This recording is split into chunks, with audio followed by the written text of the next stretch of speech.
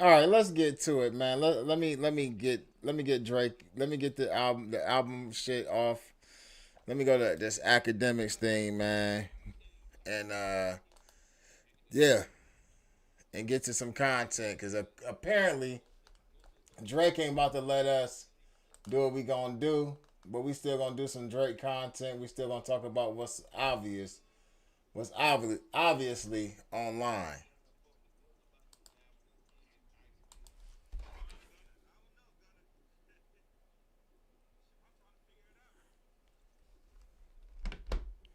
Damn, they kicked me up off this. They said, "Listen, get your ass up off of here, Drake, DJ Academics." Damn, why the hell am I? That's crazy. I thought I was down, didn't I? I thought I was down.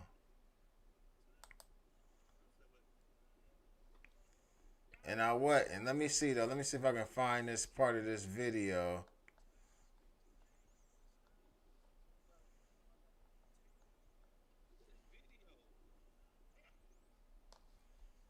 I think it was this one today. I think I watched it today. Let me see. This say 3 days ago though. Let me go to the live streams real quick. One day ago.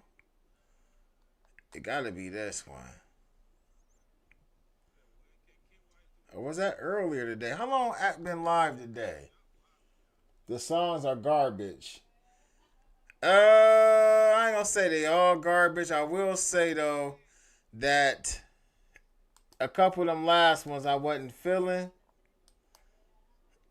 A couple of last ones we heard, but I ain't gonna say that. I ain't gonna say it was garbage. I ain't gonna go that far. I'm trying to find. Let me see.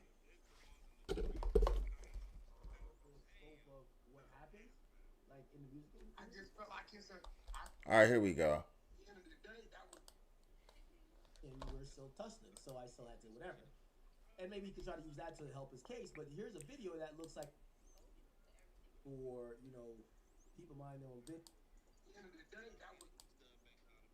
Talking about Wack. I'm on stream. It's Iceman Day. Iceman. Iceman Day. Oh, the shit came out today.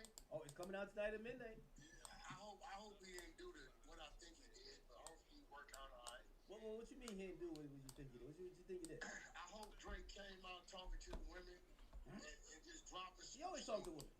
No, I hope he came out talking to the women and dropping some bars. I'm hoping he's not reliving, all the bullshit from like the battle or whatever. You know what I'm saying? All right, so at this point though, and we hear Wax saying that, what we know at this time, after listening to most of the album, is that Drake definitely still reliving the battle through these raps. Look at the last video I sent you on IG. All right, I'll check it out. And if he is, maybe he just touched on it in a song or two and then kept it moving. That's all I'm saying. Nah, actually, Drake damn near talked about Kendrick. He talked about Pusha T.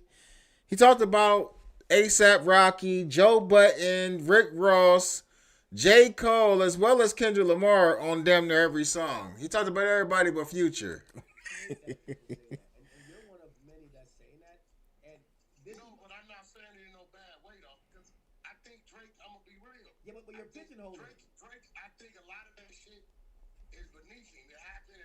Whatever. That's not true. What I'm saying is, he already addressed it in a way. Not true. If he wouldn't have done all the bullshit and all that, then we would probably be anticipating. You know what I'm saying? But because we see all the shit going on, Can I give you a perspective that's a little bit different from what you're saying?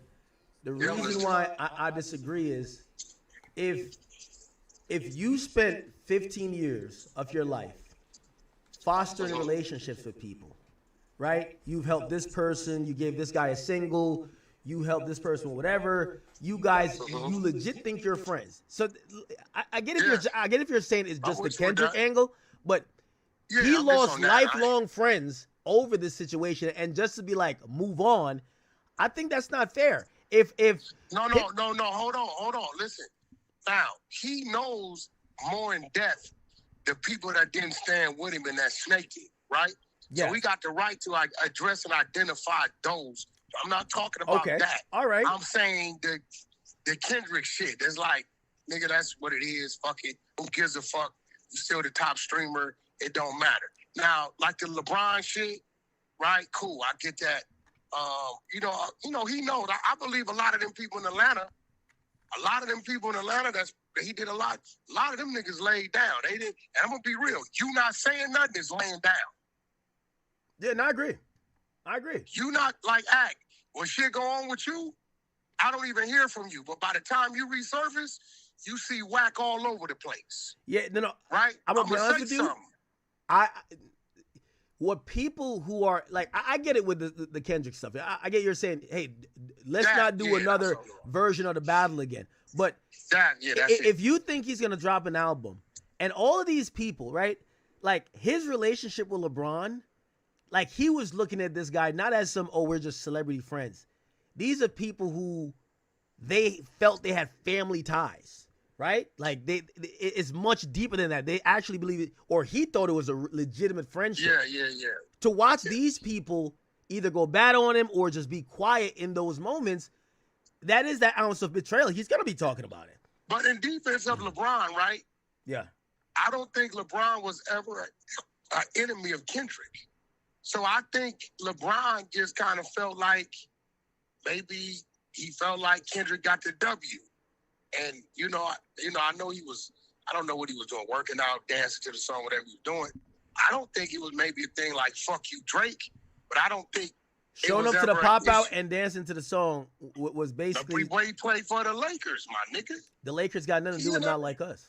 He in LA. No, he's in LA. What I'm saying is, it wasn't even at the Staples Center, bro. It wasn't even at the Staples Center. Have we ever known LeBron have a problem with Kendrick? Yeah. So your moment. So what if he felt Kendrick won? As a friend, you stay out of it. If you and okay, for example. No, as a friend, you get involved. If you no, you don't pick sides. You don't pick sides publicly like that unless you're willing to say fuck you to the other person. So are you saying Game was right or wrong? Game has picked a side. I mean, I don't think Game has a relationship. I don't think Game has a relationship with Kendrick, or he knows it's dead. It's the reason why Game hasn't been around nothing with Kendrick. Kendrick don't invite him nowhere. No, he definitely got a relationship. I know what I want to pull up. I forgot that Chinaman was going in on Wack. I forgot about that. What is his name? Damion Porter, right? They said he been going in. I'm about to change the thumbnail and everything, y'all. Give me some time. We gonna listen to this. I'm gonna listen to it while I create this thumbnail. I'm gonna go to the first video though that they said he was going in on Wack. Hold on. I forgot about this. Here we go. No Jumper just called YouTube on me. They got him a strike? Let's go to this one first. Damn. Welcome to another oh man. Welcome to another episode, everyone. I'm upset. No Jumper just snitched on me. They just called YouTube. Yes, Adam 22. Someone over there at No Jumper. So I'm doing my content and I go to the YouTube studio and it's telling me I got a copyright strike. Woo! Today, May 14th. I said a copyright strike. It says right there, content removed by No Jumper. Content removed by No Jumper. What? Come to find out, it's a video that I did March 23rd. This is May 14th. 2 months ago, I did this video where the title said, I can't even see the video because YouTube took it down. The title said, Crip Mac loses it and challenges J Hood to a fight. So it must have been a video where Crip Mac was in there. J Hood called. I'm recalling the video. J Hood called. Crip Mac was there on No Jumper. And they started talking about squabbling and all this a couple of months ago. But the thing is this. I have a right, I have fair use. I have a right to use the content by law. I have a right to use the content. Everything on YouTube. All right, so with that fair use shit though, man, it's a slippery slope. Like it could be that, and sometimes it might not be that. You gotta be careful with that. You gotta be careful using that fair use thing, man. It don't always work. And damn, man, I can't believe. Now that's something new. I ain't never heard of. Unless you was like going on Adam and disrespecting his wife or something. No Jumper really ain't known to actually hit people with copyright strikes. It must have been something in the video that Damion Porter was saying that got them upset though. But let's keep going. I gotta make this thumbnail and change the title. Is a reaction. Everything on you, everybody on YouTube uses someone else's content to make content one way or another. If you're doing a homicide stories, if you're doing a case on murders, guess what? You're using that person's life. You're interviewing the family, this and that. You're reporting on what happened with the murder, the suspects. You're making content out of them and out of their situation. You're reacting to their situation and making content out of it. No Jumper itself makes content out of everyone, out of everybody, plays their videos. No Jumper has mentioned me on their channel. Wack 100 mentioned my name on their channel. I'm not filing a complaint. Wack 100 has me in his titles and thumbnails as well. I run Wack 100 content, but they have me in their titles and thumbnails as well. Go to his channel and see. These individuals, man. So, now I just checked something out. I'm figuring out, okay, well, what can I do here? Couple things.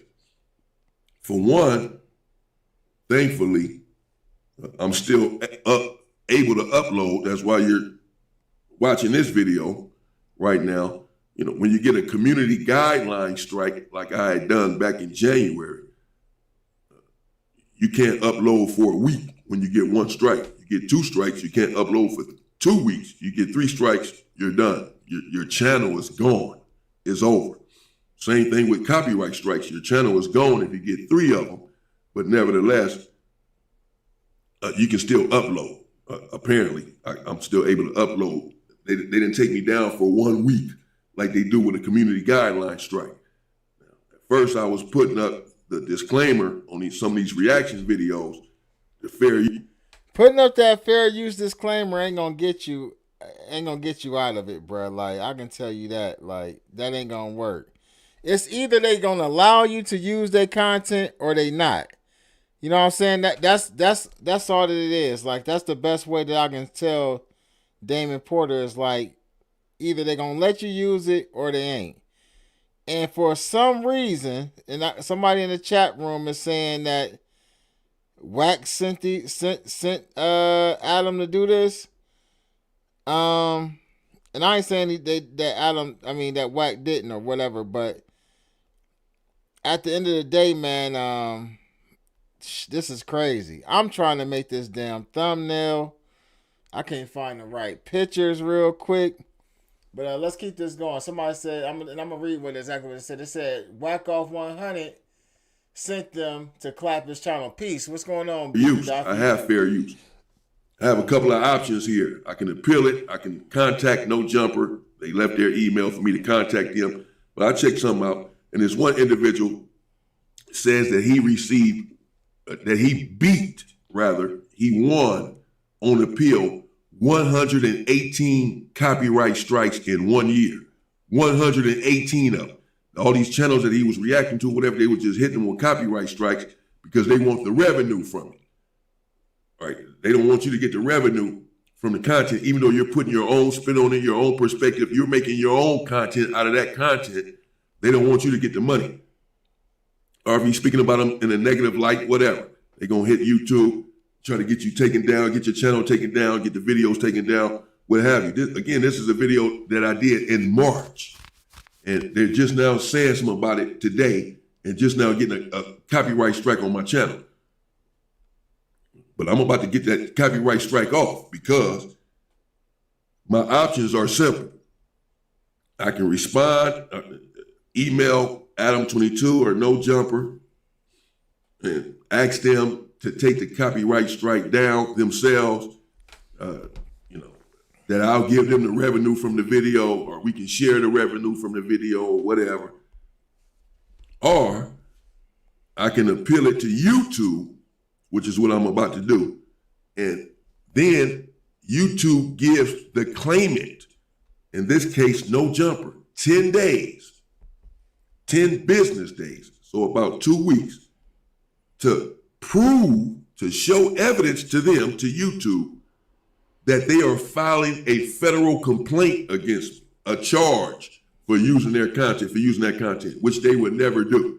They'll never send that to YouTube. First of all, it's too costly, it's timely, and all of your content would be taken down too then if that's the case. We're going to fight each other. We're going to go back and forth.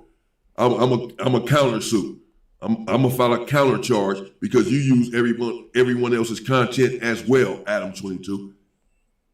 So it would never happen. This is how the individual beat 118 copyright strikes, because he filed the complaint with YouTube, the appeal with YouTube, and YouTube gave these individuals, these corporations or what have you, 10 days to respond with evidence, with proof, showing a court filing that you're filing a case or a complaint against the content creator. Hey, Damon Porter. Hey, Damon Porter. I would actually, man,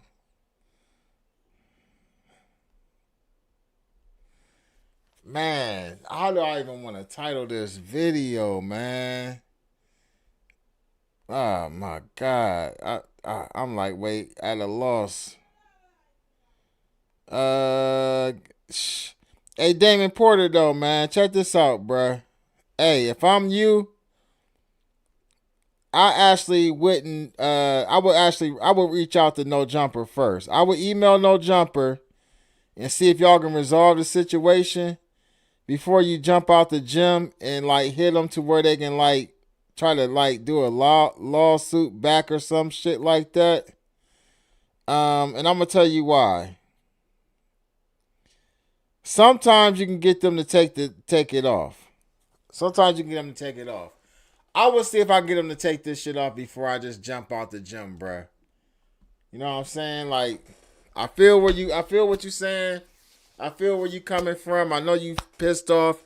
They didn't hit your channel. They didn't hit you with a strike. But just reach out to No Jumper first before you go out, jump out the gym, man. You know what I'm saying? Lawsuits cost money. I ain't saying that Adam won't lawsuit smoke, but sometimes it ain't that serious. You know what I'm saying?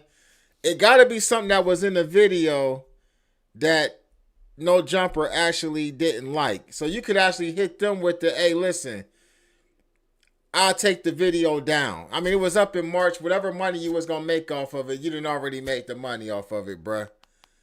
I would reach out to No Jumper, man. It's something you said. It got to be something he said in there that Adam found offensive, because Adam really don't be tripping about people like reacting to his videos. If you don't show that, then YouTube removes the copyright strike within that 10 business days.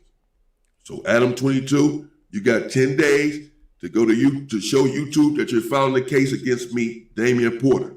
You're filing a copyright strike in federal court against me. And you can do that. I'm going to counter sue. I'm going to do the same thing. And we just going to be in there fighting each other over this situation because you use everyone else's content too. My channel get taken down, so will yours. That's how this thing is going to work. Believe me. I might not be anywhere as near as big as No Jumper, but my heart is bigger than them, than everyone over there. I'll fight them by myself. Believe me. So we'll see what's about to happen there. So again, No Jumper done tried to bust me out, bro. They didn't sit.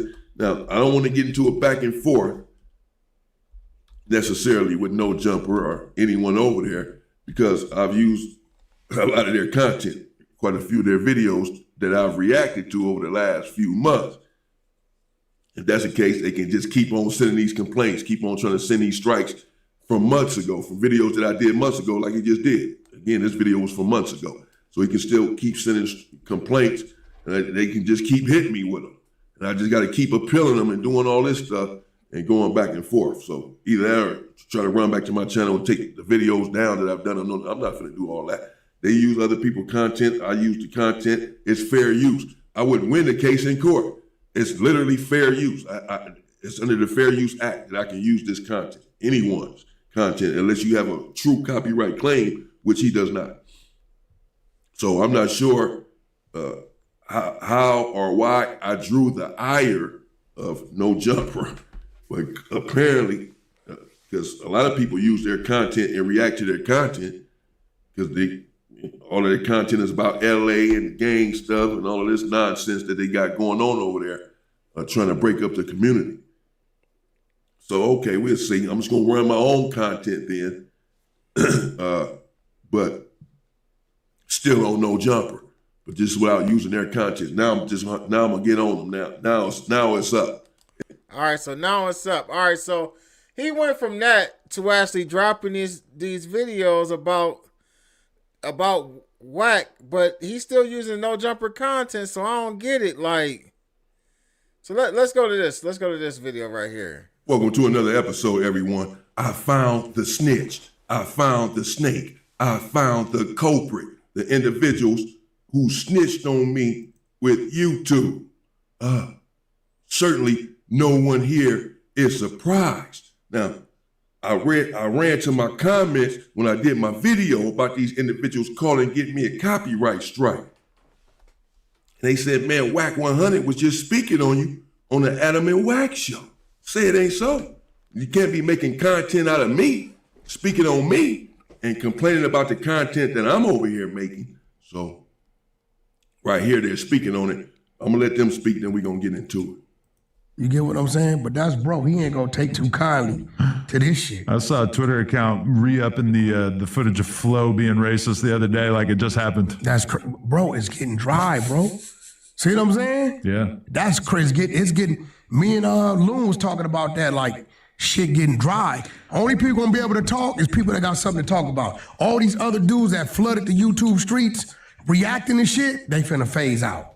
Ain't got nothing to talk about. You can come up to this motherfucker and look at your thing and just start talking. Yeah. I could too. These other cats gotta wait till we Sucking this freaking, you know what, you freak. Stop sucking on Adams, you know what, you freak. Stop sucking on it. Sucking on a slave master. Oh, yeah. Man, Damion Porter pissed off. Damion Porter sound like he kind of pissed off right now, man.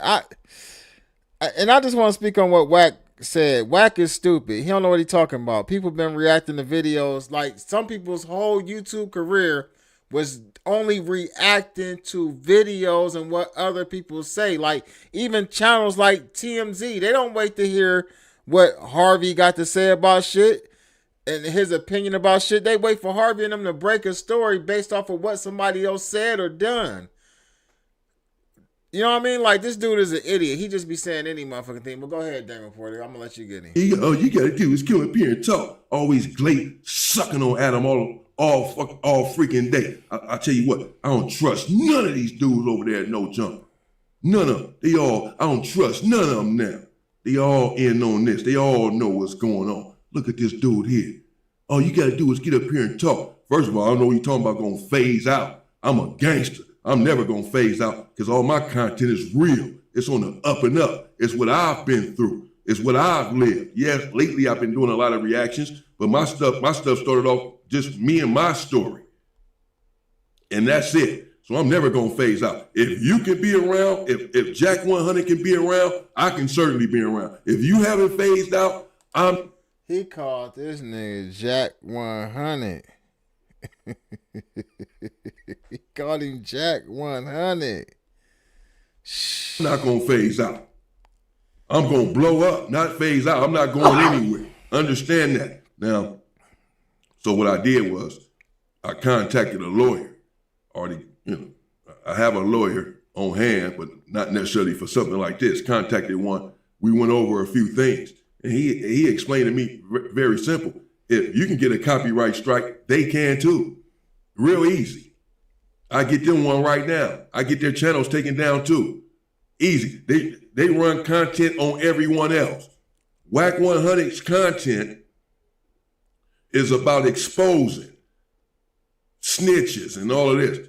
Well, guess what? That's using someone else for content. That's using someone else's content. Their life, the fact that they snitched, that's their content. That's their life.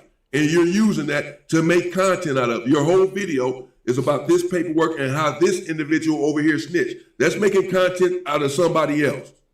No Jumpers whole content, 4 Extra, making rap songs about 4 Extra. 4 Extra this, 4 Extra that. Crip Mac this, Crip Mac that. Gangs this, gang that. That's content from out of someone else. You're making content out of someone else all day on No Jumper. Vlad TV, everyone. You can go to every channel on YouTube. Pretty much is content out of someone else or out of someone else's situation, whether you're reacting to it or just speaking on it, showing clips of it, you're still talking about someone else's situation. You're still making content out of a situation that had nothing to do with you. He say something so they can say something. I know, it is so crazy though. Like, it's like, I feel like I make all these characters, I cause all these things to happen, and there's so many content creators. Now, granted, most like, why am I even paying attention to them? Because they got like no fucking views. But it's like, it's just unreal how many people there are that like everything they do is about talking about what I'm doing, and it's kind of like, why can't y'all do stuff that we might want to react to? Nah, bro, and then they using, I watched this nigga Damion Porter, but that's his name. The nigga used, what's the, Hood Stocks? Bro, 30-minute video, 27 minutes is Hood Stock shit. Oh, really? Damion Porter, I don't think I know him. Yeah, it's Hood Stock shit. He using, I'm like. These dudes, Damion Porter, I don't think I know him. Well, you got to know me real fast because you just called the YouTube police on me today. So you figured out who I was. I guess Wack done put my name out there. Wack says, Damion Porter, is that his name? You know what my name is. You called my phone twice, boy. You called my phone twice through the homie. You know exactly what my name is. You have content up on your channel right now. Wack 100, he did a video about a video I had done on J Hood a couple of months ago. And Wack 100 says in the video, Damion Porter, you're wrong. It is not snitching on a dead body. I never said it was, so I never reacted to it. I said that it wasn't snitching on a dead body. I said I'd have done the same thing. So it made no sense. So I never reacted to it. But he got my name in the title, spelled wrong. But he has my name in the title, my name or my face with AI on the thumbnail, all of this. Wack 100 does. Making content out of me? Yes, I make plenty of videos on Wack. So what? You're in the algorithm. You're on YouTube. You're everywhere. You're starting all kind of stuff. You're exposing people. There are a lot of people, as Adam just said, that makes content out of No Jumper because you are an LA platform. We are LA individuals. You're speaking on gang culture. You're speaking on rap culture. You're speaking on things that relate to our channel. So yeah, we're going to react to it. And just like, you ain't got to really go even that far into explaining it though. Like at the end of the day, what content creators, podcasters and shit got to understand is that there's a lane that's been created to where people don't have to do the shit that they, do to some of the shit that they expected them to do. You can actually really have a whole lane of reacting to other people's shit, other people's content. Now, granted, you can't just sit on somebody's like video. You can watch the whole thing. You can even react to the whole video. But from what Wack described, he said he reacted to a 30-minute video of somebody else's, and he only talked for like 3 minutes. Like there is a thin line, but like Flacco, all of these guys do the same thing. They all reacting to somebody else's content, critiquing it, and giving their commentary on it. You know what I mean? They finding videos of other stuff on the internet, and they cutting it up, clipping it, and creating content. That just is what it is. That's a form of doing reaction videos as well. But apparently Damion Porter said some shit though that they didn't like. Let's keep going. You're making money off of us, off of our people, and off of our culture. But I can't react to the money that you're making off of my people and my culture. the culture that I have lived, you can speak about it and talk about it and make videos about it, but I can't say anything about it? No, sir. That's not how this is about to go. My lawyer is already on the hunt. He's already on the prowl. He's already contacting you. Now, because I'm not going to be bullied. I'm not scared. They'll contact you too some more. I don't care. It's fair use. It's under fair use. That's the same reason that they're making the content that they're making. Now, as Adam said, there are many individuals who make content out of me. This is what he just said. This is what he's complaining about. All these people making content out of me. But now, then he goes on to say that he doesn't know who I am. Damion Porter, I don't know who that is. So he's not talking about me. When he made that statement, before Wack said my name, Adam said, a lot of people are making content out of me. They just loaded Flow, saying some racist stuff I don't even know what he's talking about, and as if it just happened. And Wack said, yeah, it's dry. They ain't got nothing to talk about. I got a lot to talk about. I got content on all kind of stuff. You just make content out of yourself. You're just constant content. You're walking content. Your sweater right now says nothing but content. He's nothing but content. And then crying when someone makes content out of him or reacts to content about him. Neither one of y'all from LA. What you want me to do is have this channel. Because without it, I have nothing. And I don't mind is a devil's workplace. You don't want to personally be responsible for trying to take me down. Yeah, believe that. Yeah, you don't want to play with me and my life and my livelihood. Yeah, that's not what you want to do. Now, you dudes making all sort of content. So Adam says, all these people making content out of him. But he doesn't say my name, doesn't even know my name, right? Because when Wack 100 brings up my name, he says, Damion Porter, I don't know what that is. So when he says before that all of these channels are making content out of him, he's not talking about me. He doesn't even know me. He doesn't even know my name. Because when Wack 100 brings up my name, that's when he says, Damion Porter, who is that? I don't even know who that is. So he still wasn't talking about me when he was complaining about all these content creators, because there's a whole lot of other people making content out of No Jumper. A whole lot of channels. He ain't hit none of them with a strike. A whole lot of channels that make content out of Wack 100 or No Jumper, because they make content out of a whole lot of people. Maybe not channels, but out of a whole lot of people, news, and situations. The channel sitting right here that have a 4-hour live. 4 hours talking about everybody. The whole gist of the podcast is to talk about topics that are going on out primarily in LA. You're making content out of everything, out of everybody, for hours, every day. What is wrong? What are you talking about? Adam claims he doesn't know who I am. So when he complains that people are making content out of him, he's not talking about me. Let him tell it. He didn't even know my name until Wack just brought it up. Who's acting like he doesn't know my name either. What's his name? That's his name, right? Damion Porter. You know my name, boy. You know exactly what my name is. You know what my name was when you was calling my phone. What are you talking about? You knew my name when you put it in your title, on your content. What are you talking about, Jack 100? You know my name. You rat. You snitch. It's up now. The gloves are off. Damn, we didn't call him a rat, a snitch, Jack 100. Wack trying to distract us from the car video. Pay attention. I know Munchie B said the same thing. Man, it's crazy because Alex Alonso reached out to me, and I'm going to get into that in this video as well, but Alex Alonso reached out to me about some content I did on Wack or whatnot, and I believe he had somebody else on this actual channel who does content on Wack too, but we're going to get into that in a little bit. Let's keep going. This dude on here mentioning my name. Out of all the people that make content out of No Jumper and make content out of him, and out of all the people he makes content out of, and No Jumper makes content out of, they want to sit here and mention my name. Really? You think I'm going to be silent about this? I don't think so. Take the gloves off, boy. And if you got a problem, Wack, let's handle it. I'm not going to be playing with you, though.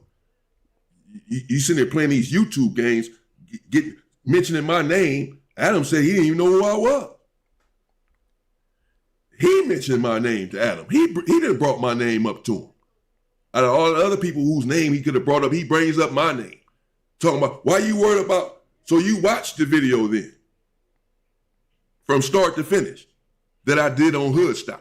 Why you worried about a video I did on Hoodstock? You're not saying that I'm reacting to no jumper content or Clubhouse TV content and not saying anything. You talking about a video that I did with on Hoodstock and how I just let the video play. What is your issue? What issue would you have with a video that I did on that? Oh, because they were speaking about Wack too on that video. All of this because I call him Jack 100. That's where all of this is coming from, because he didn't got caught with a transit. 3-fingered and got caught with a transit. Now he mad. Now he tripping. Ain't nobody tell you stick them 3 fingers up your thing. And ain't nobody tell you to do all that. Now listen, Damion Porter. I like your content, right? I ain't gonna lie. I like your content. I kind of liked it a lot better when you was telling the prison stories. I don't know, like, you know, because you did a lot of videos. You was coming out with 2-3 prison stories, maybe sometimes more a day. So I don't know if, like, maybe, you know, after so long you ran out of prison stories to tell. Probably not, though. You know what I mean? Just, you know, you kind of slowed up on, you know, telling the prison stories or whatever. And got into, like, reacting to some of the stuff that, you know, No Jumper is doing and shit like that, bruh. But what I don't like is when people, you know, make content about Wack. Because a lot of people making content about Wack, you know, and I'm in that, like, you know, that area of YouTube that, you know, we critique Wack, we critique what Wack say, you know what I mean? We call him out on certain shit or whatever. But I don't like when people get to call and then you now all of a sudden now he 3-finger Wack, he a snitch, he this and that. If you been felt that way about Wack 100, and this ain't even like not taking up for Wack or nothing. This is just me being authentic, you know what I mean, with you as well as with myself and my subscribers, right? If you felt that way about Wack from the beginning, you should have been calling him out on, you know, some of that activity. Like, I don't like when people wait until they get into it with people or somebody disrespect them, and then all of a sudden now that person is a snitch, he 3 fingers in the butt. No, I mean, like I said, I rock with your channel, I fuck with your content. So this ain't no shot at you. This is me giving my honest opinion about it. Like, if that's how you felt about Wack, you should have been said it. Ain't nobody tell you to be sending Johnny Johnson a video of you stroking your meat in the car. That's on you, bro. You made content. That they make content out of you. Adam talked about it. It's okay when Adam talk about it. I say something about it. Now you're mad. That's why this is why he has this energy right here. What's his name? Damion Porter talking about a video I did with Hoodstocks. Now, YouTube has very clear guidelines on reaction videos. YouTube makes it clear that they allow, as we all know, for reaction videos. YouTube says that you should stop the video periodically to insert your opinion or what have you, so that it's not reused content or mass-produced content or just stealing someone's content. So they want you to add, it says in the stipulations, you can do reaction videos as long as you add education, information, or entertainment to the video. Other than that, you're just using someone else's content. You have to add something. So I used to stop the videos often. You go back to some of my early reactions, and I would stop them just all of the time and insert my opinion. Then people were saying in the comments, as I've just said recently, man, let them talk. So I did a video on Jasmine Crockett. I remember on my other channel, they said, man, we want to hear what Jasmine Crockett had to say, not you. That's what they said in the comment, like, because I kept stopping it. And so they said, man, so some people said in the comment, man, you got to let the video play something, man. You're inserting your opinion. We get it.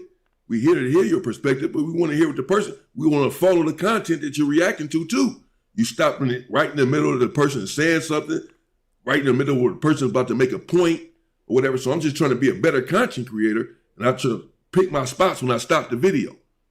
Try to let the person speak, especially if they're making a point or whatever, and then insert my opinion or whatever. So, but it's hard. You got to find a medium, because some people are saying, man, you're not stopping the video enough. You're not talking enough.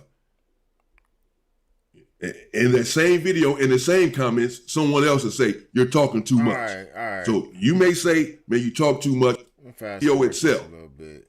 Because the video was 5 minutes long, but when I was done, it was 25 minutes long. It's 20 minutes of me and only 5 minutes of that video. And this is many. All right, let me go to the next video, man. It's another video where he is talking about he exposed Wack. Welcome to another episode, everyone. Yeah, we're not finished, but check this out real quick. And I'm gonna say something to Jack. Question for somebody as big as bad as Wack 100 that's calling out names, wanting to catch face with everybody. Why is he avoiding that fade with Jay Diggs? That's my question. Because I like to stop the whole My globe question. and focus on the lie. Let's focus on the lie. Focus. And he said, yeah, you talking about, you talking about that preacher. And then he said you was a motherfucking lie. And that's what you do. You are. What video was that? The hell with Damion Porter. Let me find this video. You lie and you exaggerate and you stretch things. Go on with these lies. Your shit is getting short, bro. Wack, stop fucking lying, nigga. Wack, stop lying, nigga. Please. This is his boy. DJ Academics, this is his guy.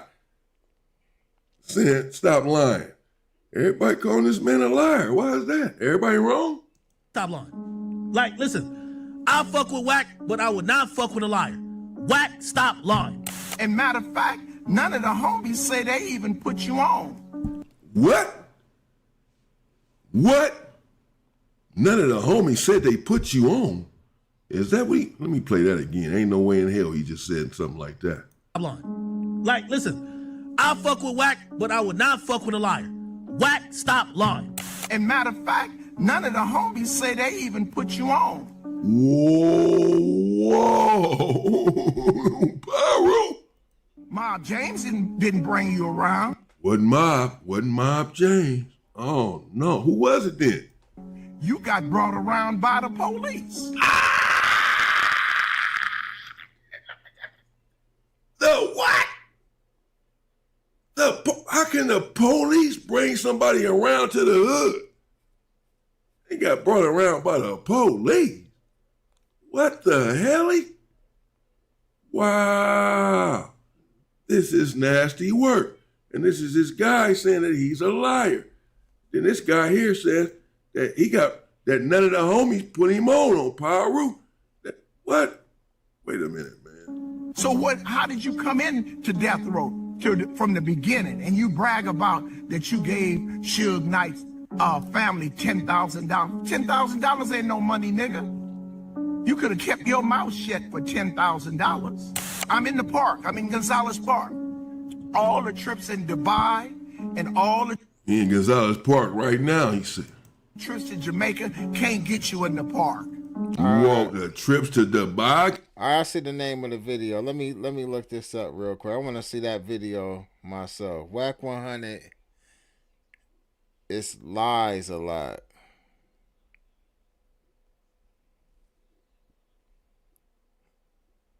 Oh, it's like 2 parts of this shit. All right, let me go to it real quick. Let me see. Wack 100 lies a lot. Damn, I'm fucking the words up. All right, here we go. I wanted to see this myself. I wanted to, damn, how many parts is it? Let me go today. Damn, it's the whole channel about this? Let me see.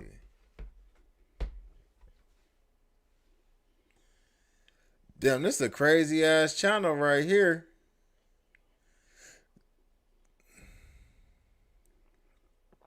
Some of this shit old, but let's go to it. All right, let's go to this one. The lie. Let's focus on the lie. And he said, yeah, you talking about, yeah, you talking about that preacher? And then he said you was a motherfucking lie. And that's what you do. You lie and you exaggerate and you stretch things. Go on with these lies. Your shit is getting short, bro. Wack, stop fucking lying, nigga. Wack, stop lying, nigga. Please stop lying. Like, listen, I fuck with Wack, but I would not fuck with a liar. Wack, stop lying. And matter of fact, none of the homies say they even put you on. Ma James didn't bring you around. You got brought around by the police. So how did you come in to death row from the beginning? And you brag about that you gave Suge Knight's family $10,000. $10,000 ain't no money, nigga. You could have kept your mouth shut for $10,000. I'm in the park. I'm in Gonzales Park. All the trips in Dubai and all the trips to Jamaica can't get you in the park. These young piranhas will eat your ass up. Just come to Cam's and buy a hamburger. I dare you. You got no West Side pass. Don't lie on me. Don't lie on me. You can lie on Jay Diggs. You can lie on Hookus Pook, whatever the fuck these niggas' name is. You can lie on Jay Prince, all these other niggas. Don't lie on me. So you are in a box right about now. Man, come on your own club. It's like 3 parts of this shit. I'm just reacting. Man. Matter of fact, I'm just sitting back listening to it. I never seen, and I watch a lot of academics. I never seen that clip of him academics saying that though, y'all. Hit that like button. Let's get it. We're gonna run it up tonight. Clubhouse and Drake played this. We ain't doing Drake. But it's all good. Tell you to shut up, and you don't say nothing. You didn't put that on Pyro. And shout out to Clubhouse for finally deleting his shit. Is he officially gone? That's what they're saying. They're saying he's gone now. And that's good because he was doxing a lot of women. Like, what am I supposed to be scared of you? Yosemite Sam, your time is up. On to the next op. Oh, The other day, had a conversation, a sit down with a guy who does not get along with you very well. get along with me. Jay Diggs. I don't know that dude. In the age of the internet gangster, Wack 100 stands out among the crowd. And giving his ferocious bark, you would think Wack would never decline a fade. Yet, when Compton Blood founder Ayatollah Marv called him out, Wack suddenly had a change of heart and declined the fade. You got This happened the other day. niggas think that you run Pyro, nigga, you don't. That's all you gonna do is die. Okay, let's see. Let's see. Where can we do this at? I tell you what. I'm gonna show you what this bag do. I'll holler at you. Okay, for sure. So I'm curious, how did that call happen? I'm gonna show you what this bag do.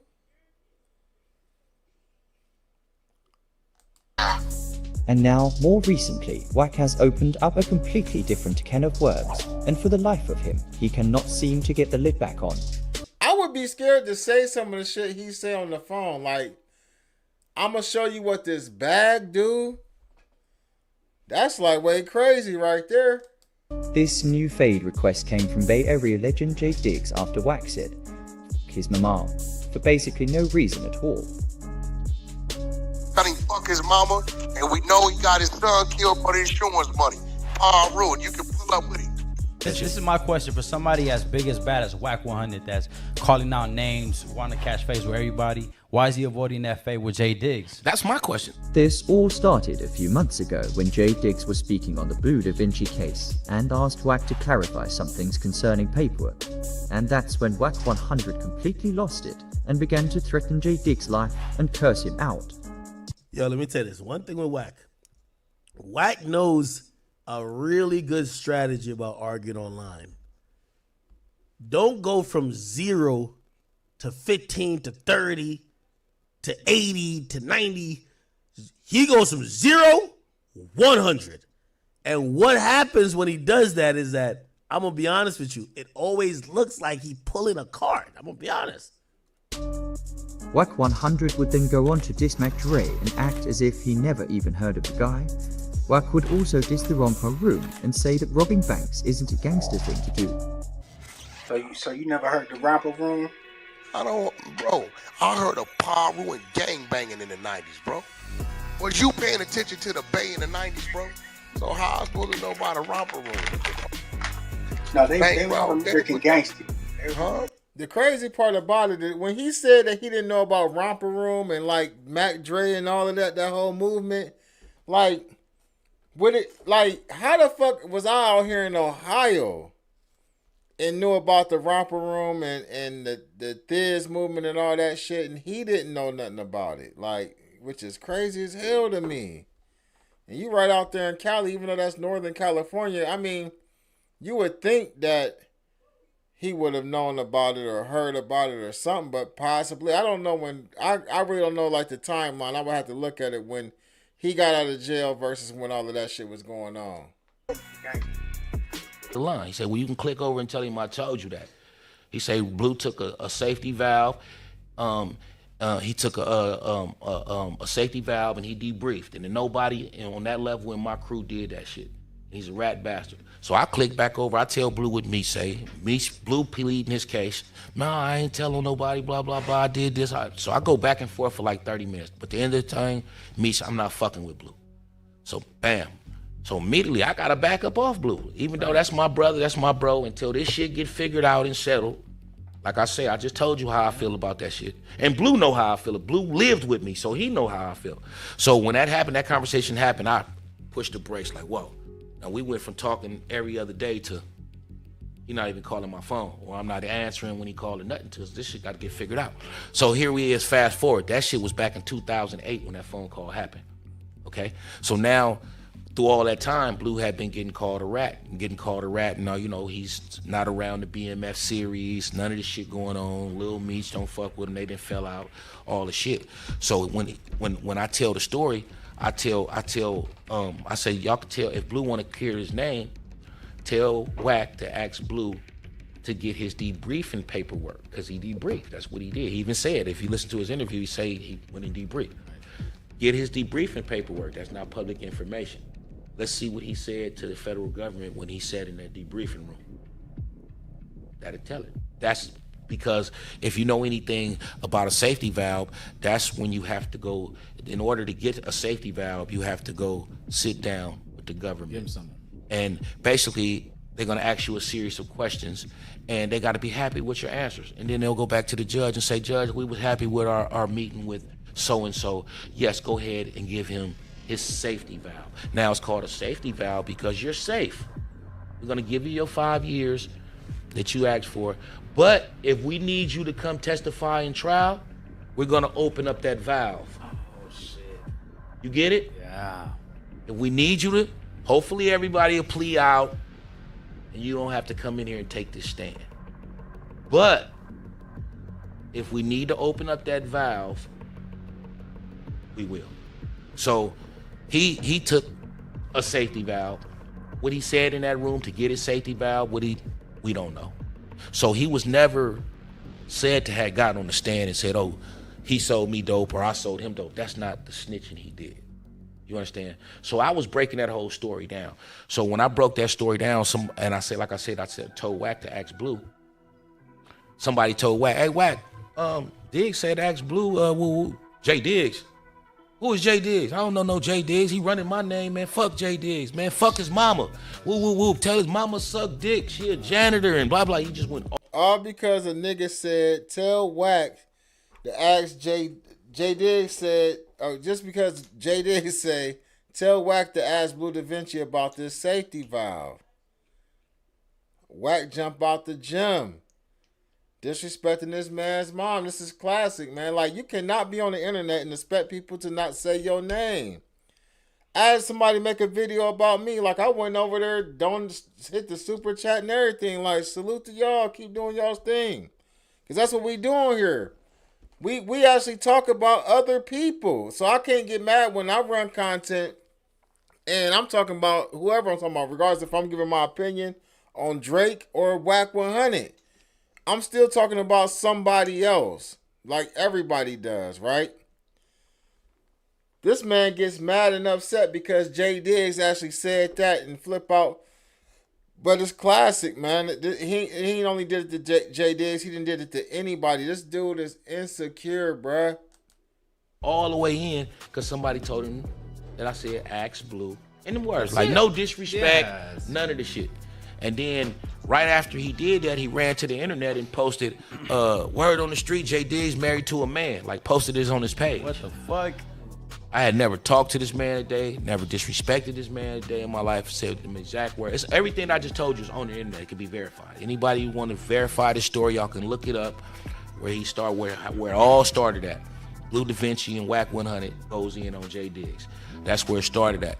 So at the day that he did that shit was actually the anniversary of my son's death date. Oh man, I'm sorry to hear that. Okay, I appreciate it. And I don't fuck with nobody on that day. My kids don't even call me on that day. It's just me and my son and some backwoods. And we rock out that day. So I'm getting all these people sending this shit to me this day. I had to block all that out. Still, stay focused on me and my son. And then the next day I open up all that shit and this is what I get. So when I get it, and during all this shit, he said he wanted to fade. He wanted to see me. So I instead of going straight to the internet, I called one of my homeboys who knew Wack. And I said, man, tell Wack I want to accept the fade. Let's line it up. Like me. He disrespected me, disrespected my mama. I need that. Prison shit. Right. Prison shit. Meet me in a cell. And have you ever spoke to Wack 100 and Never. He won't even talk to me. So okay. I sent Zoe the message for him to tell Wack. So he sent it to Wack. Wack replied, oh man, tell dude to stand down, man. Woo. My Zoe just hit him and said, hey Wack, my nigga Diggs want to catch that fade, bro. Woo. We want to set it up ASAP. Oh, he stand down. He don't dictate nothing here. I see dude when I see dude. That's all he said? Yeah, that's all he said. So he sent me the text of what Wack said. So when I seen it, I posted the text like, bam, man, Wack. And I tell everybody, tell Wack, bring his ass outside. That's my thing. Like, come on, no. We didn't already started. You said what you said. Let's get to it. So that's when I did the little videos. And I thought, come on, Wack, let's man to man. Let's do it like two men. So the next thing you know, he talking about, oh, man, Jay Diggs text me up. He sent me these texts talking about he pulled up to my studio and whoop this and I told him no talking about he was gonna pull up and anyway some crazy ass texts. Right. I don't know, but from what I understand, it's him and his girlfriend Beast be doing this shit all the time. They text these fake conversations and then they run this for content. Yes, they do a lot of fake shit for content. I'm finding this all out. I don't even know, but I find out that they do a lot of whole shit, a lot of fake shit for content. Fake fights, fake arguments, and all the shit. So he running this. This is his only response to me asking for a fade is I gave him the address. I told him to pull up. He said he was in L.A. He's sending me videos of fights. Like I didn't even have this nigga. I ain't never text Wack 100 in a day in my life. And I told him even after he did that, I said, man, put the number up. Yup, you heard that correctly. Right. And have y'all noticed that R&B don't be like chiming in with Wack no more online? Like remember you can ask my girl and then he have her in the background, or even like at No Jumper, she would be in the background like co-signing a lot of the shit. Like I talked to him earlier. Hey babe, didn't I talk to such and such? What did he say? Like remember them moments that he used to have? We don't see that no more. That don't happen no more. How do you know? Like when the last time y'all even seen R&B? Yeah, I'm here. Now watch this. Everybody always take to the extreme. All I'm gonna say is this, and you fill in the blank. A nigga asked me to help him run a play for some clout. I said, okay, I'll help you run the play. All of a sudden, he didn't switch to play he knocked Wack out. R&B. Are you serious? Will you tell academics right now what the hell you put together the other day? What was it? A skit of you acting like you were about to jump out the car on Shark. And like a video of some people fighting on the ground in New York. And two people scuffling on the ground, you couldn't tell what was going on, I've seen him do it. Absolutely. So it was even. Man, I fell down to my knees when the law came. It was even tussling on the ground, the little shit we found on the internet, right? Absolutely. Hey, I ain't gotta lie, bro, but the nigga went too far with the knock Wack out. I was gonna help him run this little bullshit play. Matter of fact, R&B, send me that shit right now. You hear her voice right now. I'm gonna send it to you, Act, and you can play the fake skit that we never finished editing. R&B, send that shit to me, bro. These niggas is crazy. Wait, is this some real shit? Wait, no, this can't be real. Act on Paul Rule, bro. I'm your brother. I would tell you live whether you wanted to hear it or not. So maybe that's the reason here's in the intro instructing Jay Diggs to give Wack 100 the fade. The whole song is absolutely brilliant, and I encourage all of you to give it a listen. Here's what you can do for me. Kick his goddamn ass. Line it up. 3-finger Wack. 3-finger Wack. On you now, I gotta get you, nigga. Hey, fuck Wack 100. Somebody said, did you see Wack Security Third being accused of grape? Somebody else said, he don't want R&B no more. He want them transmissions people. On my mama, we can line it up. Wack, let's run it. Do it. You a whole ass pig. You don't want this beat. Plus you talk too much like you don't want your... Calling you 3 fingers is crazy, bruh. You know when you sing something crazy when you turn your head like that to look at it, right? Hey, niggas calling you 3 fingers is crazy though, bruh. For real, for real. Man.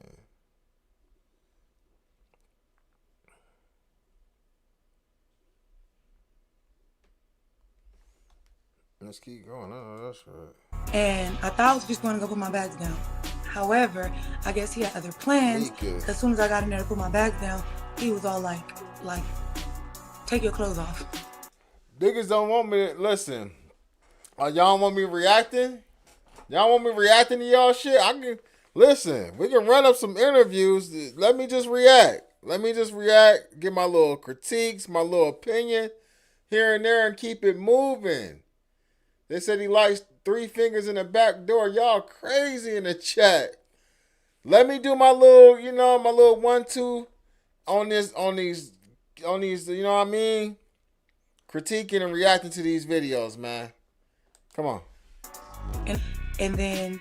Oh, he was a whole munch. Yeah. Like 30, 45 minutes just munching. This nigga's 35, 45 minutes just munching? Hold on, let me back that up.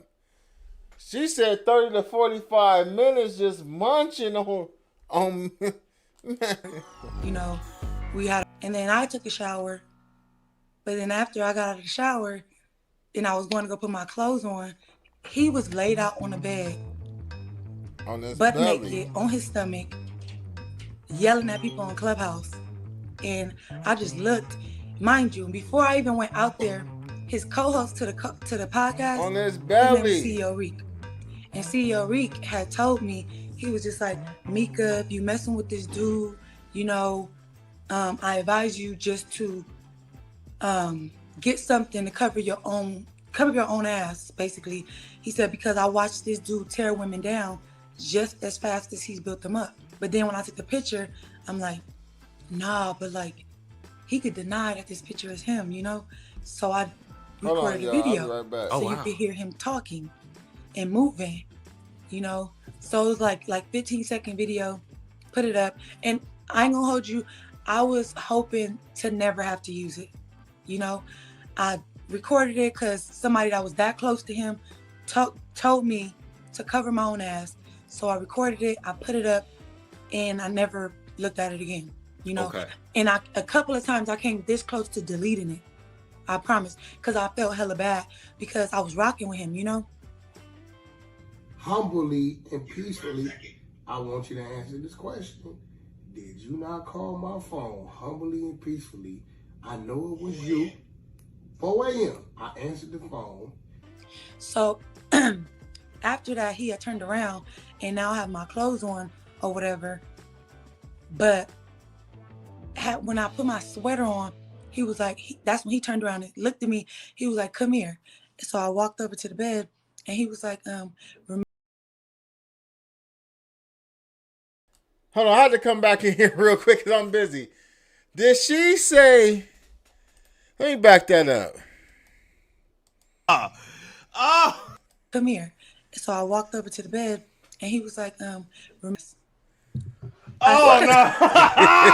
Oh no!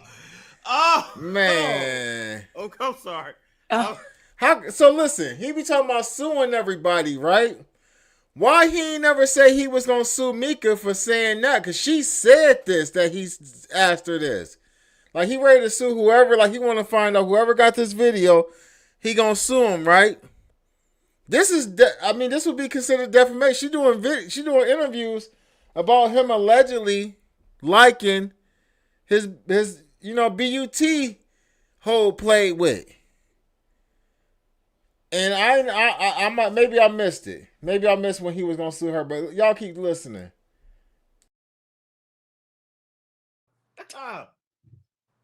I'm supposed to be So he left it alone. But that was like a red flag for me. But then he dropped me off. Okay. He texted my phone and said, okay, you want to go to war? I'm going to go to war. I said, I don't want to go to war with you.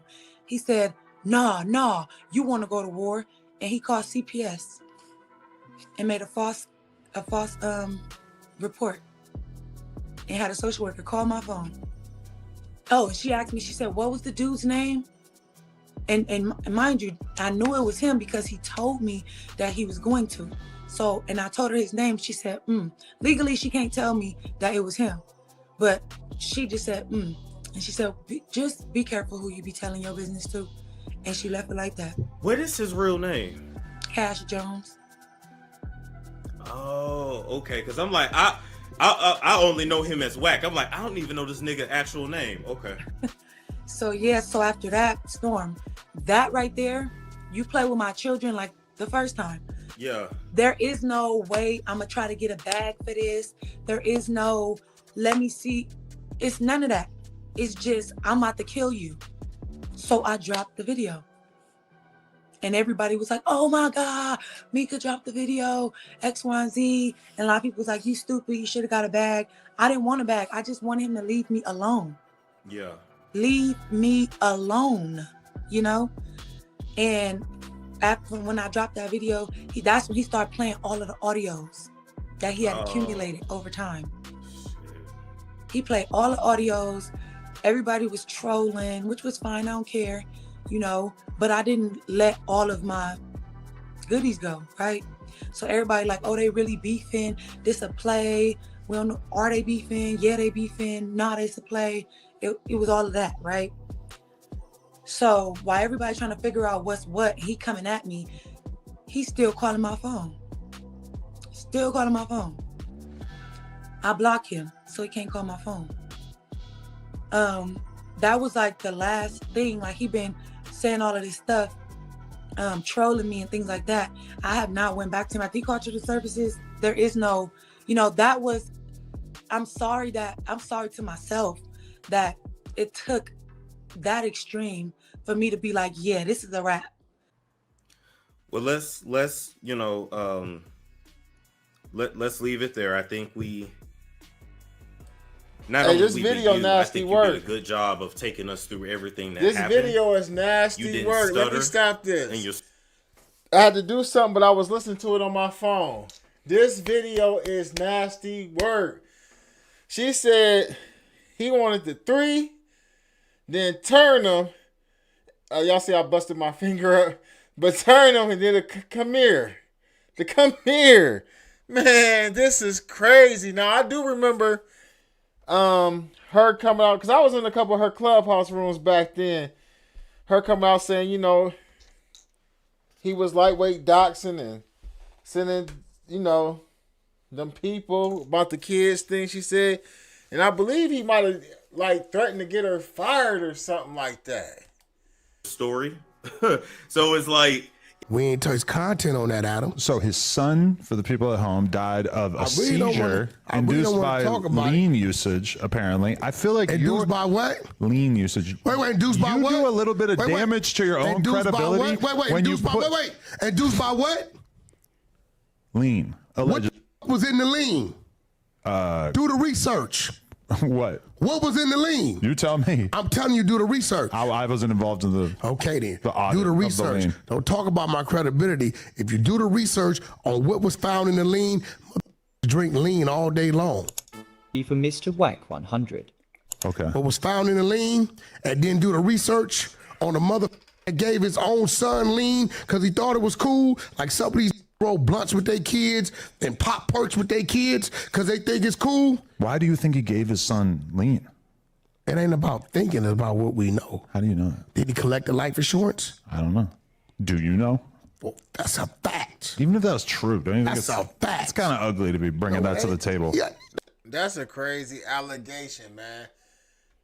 Do y'all? I know that Jay Diggs had lost a child or whatever, man, and to somebody, for people who ain't never experienced that, man, you know what I'm saying? Like, you could casually say this type of shit, man, but until you experience that, man, you don't know. You know what I mean? You don't know how that shit feel. You would speak different, but how did Jay Diggs lose his son? Let me see. Jay Diggs' son.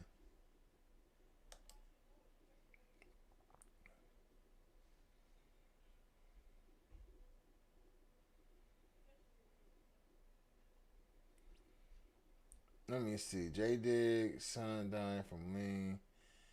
I really don't want to use Vlad's shit, though.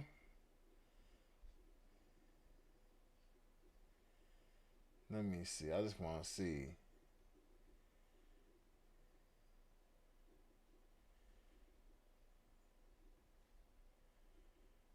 Damn, I'm gonna go ahead and use it real quick. I just want to see like a little backstory on what we hearing Wack say, then we're gonna get back to Wack.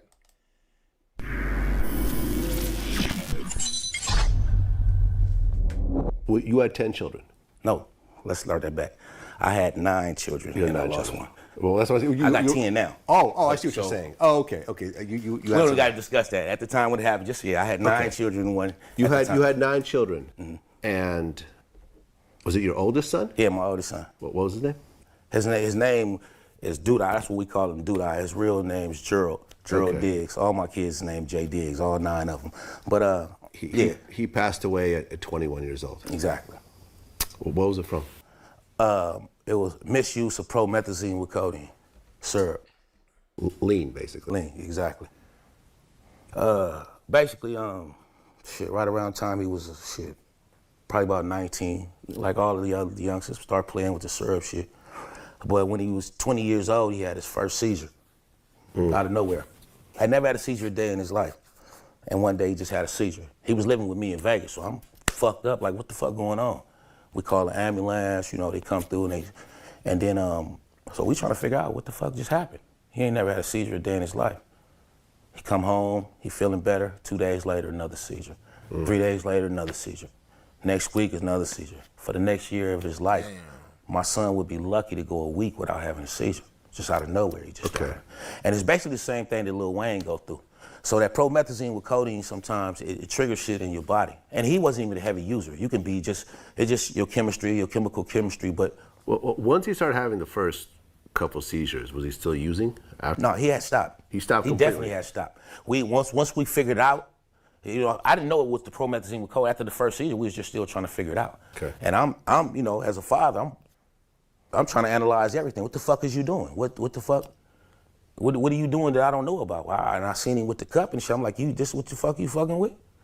And he was like, every now and then. So I Googled this shit. Like, man, hold on. I just want to fast forward to the part where maybe he talk about the day he passed. For our observation, Lil Wayne, them type of guys, they got to be watched behind that shit. Like, that shit real. Once that shit kick in, and you into 14. And nobody was home. They got to be watched behind that shit. Like, that shit real. Once that shit kick in and you start having them seizures, you might have it any time. What happened with him, he had one when nobody was home, and he passed in his sleep. Damn. Wow. All right, so he passed in his sleep. All right, let's get back to Wack. That ain't he got the other man smoked. You do know. Why do you think that? Everybody know that. I've looked into it a bit. I don't really see any evidence. You want to talk? You want to interview his mother? And the loved ones around him, the dudes in the streets? I don't want to interview her, but I would speak to her. Well, you know, end of the day, this is the thing. What he can't do with Wack, I'm a G. He can't dictate how it go. So you are turning down the fade? No. He can't dictate how it go. See, a lot of these dudes, this dude been rapping 20 years, right? Had no traction. If you go look at what he did for 20 years, combine it together versus when he started mentioning my name, a stranger, what the numbers are, then you'll understand he clout chasing. I don't know the nigga. Just because his he diss mad at on me you, because I talked to Blue Da Vinci. just because his diss about you has some views doesn't mean that that's the only reason he made the diss, right? Hey, bro, listen to me. He don't fucking know me. He told somebody he's mad at me because I talked to Blue Da. Man, how many people at Wack don't know how he called out for a fade, man? This dude, man, he's a master deflector, dog. I gotta go get my charger from Vinci. my phone. Motherfucker. Whatever you and Blue got going on is your fucking business. That's like me being mad at you because you talk to this weirdo. I'm not mad at you for talking to this weirdo. You talk to him whatever you want to talk to him about. So your beef with Wack was he talked to Blue Da Vinci. Blue Da Vinci ain't never did nothing to him. So no fade. Oh no, he gonna get how it goes. On your terms? Always on my terms. What are your terms? Ain't no motherfucker, bro. It ain't a nigga, it ain't a motherfucker in this world that's gonna dictate to me how it go. And he doing a lot of Buster shit. What's the Buster shit? Cause he keep it in the blogs. Nigga leave it in the streets. And it's like it's a PC move. Well, he can't keep it in the streets because the person he wants to fade refuses to fight him. No. You know he know where my studio at, right? He went to American Bozo's spot 0.3 miles away from my studio. No, you did. No, he did too. Oh, he did an interview, right? He don't pull up. He come over here. He don't pull up. Let me find out a motherfucker right there. Niggas is pulling up. He talking. But he's doing some PC shit because he want to keep it in the media. Nigga, leave it in the streets. Bay Area niggas don't get out like that. If it's a problem and we got understanding it's a problem, leave it in the streets.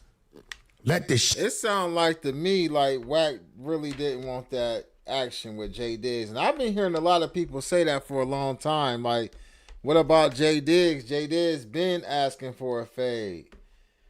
I see why. I mean, you know, some of the shit like I watch, but sometimes I check out and I clock out.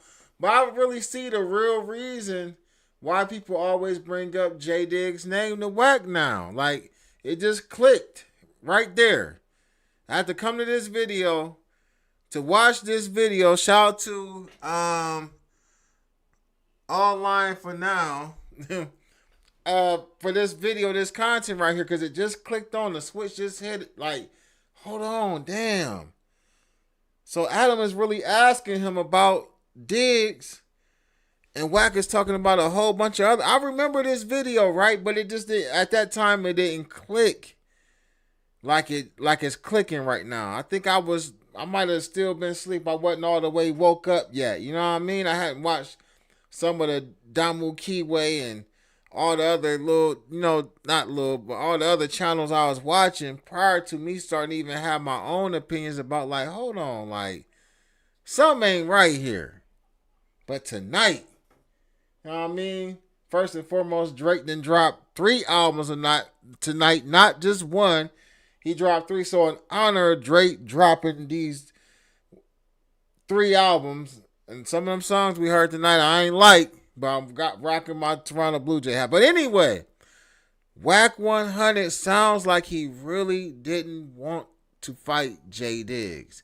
And the crazy part about it, I listened to a clip from somewhere earlier where Wack was actually blaming an individual in one of these clubhouse rooms for actually getting the beef started with Jay Diggs. He cussed him out. He like, you the reason I got it. Me and this nigga Jay Diggs is into it. Like, you always doing this type of shit, saying somebody said something that they didn't say.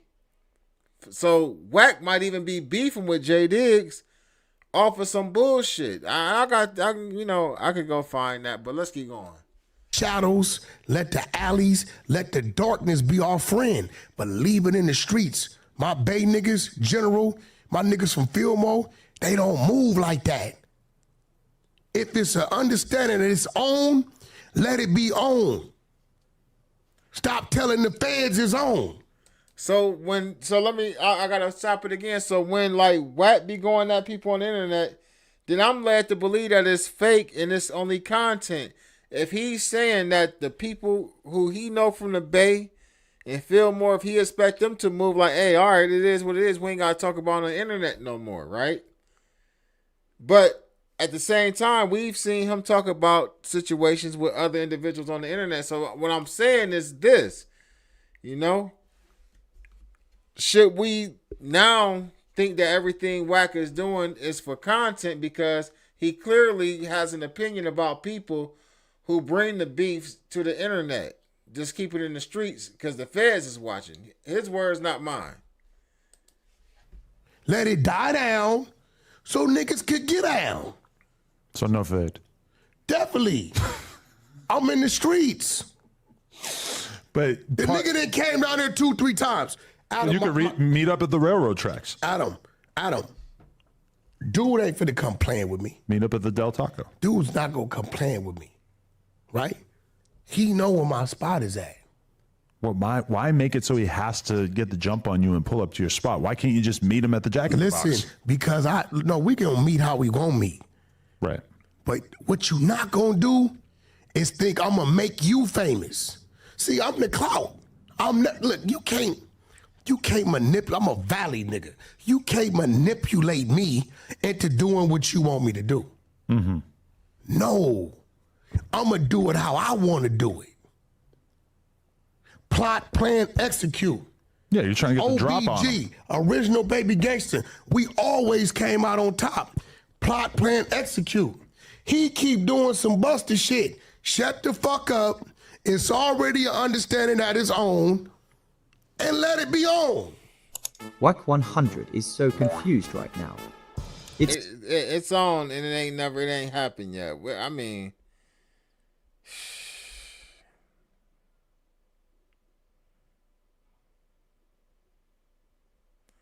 whatever. It's like he never anticipated having to back up any of the nonsense that he's been spewing these last few years. Here, Wack is literally explaining to us how J Diggs is messing up the play by actually wanting the fade. And leave it where it's at. Stop alerting motherfuckers. Okay. He keep alerting motherfuckers. He had nothing else to talk about but Wack. That was his biggest punchline. Yeah. There you go. Well, no, he had plenty to talk about. Look, I'm sorry for saying yeah to that. I can't tell you. We had a lot of good conversation. I can't tell you nothing about the dude. If it was a 2-hour interview, we probably did 10 minutes of Wack. I can't tell. Only my 10 minutes is, nigga, stop telling, be quiet. It's an understanding that it's on. Let it be on. And leave it where it's at. Wack. I don't know. No fade 100. Know nothing about the nigga. Okay. I'll leave it to you. You know what I'm saying? Shout out to Sacramento. I appreciate y'all. What'd they do? Oh boy. What's Sacktown doing? Oh boy. Shout out to my partners at Sac. I appreciate y'all. Why am I doing a podcast with a Disney villain? I'm still kind of trying to wrap my head around this. Like I said in the beginning of the video, we are in the age of the internet gangster, where being a telephone tough guy is worth more than all the street credibility in the world. But the way I see it, Wack 100 is still a fake gangster, and I think it's rather hilarious. All right, that was a good one, man. Hey, it's another. This channel got like another video on here too. Wack tells the truth. Update DJ Academics. They go part 3. I mean, shit. They're kind of long too. Let's look at this though. Hold on. Let's see this. It's 50, 60 years of this shit. And all of a sudden you get somebody that want to play with it. Hey, go to my car and it's a box of diapers in the back. We're going to talk about that later. Hey, what's up with the diaper? What's up with the diapers though? Like people been talking about that too. What's going on with the diaper company? the hunted side of Clubhouse, and my spy team, we found them, and I exposed her. Why do you want to ruin this woman? Listen. Extra 100. What's the name of the diapers, y'all? Like, what's the name of that diaper company? What was it? Somebody put it in the chat. Why you dodging J Diggs?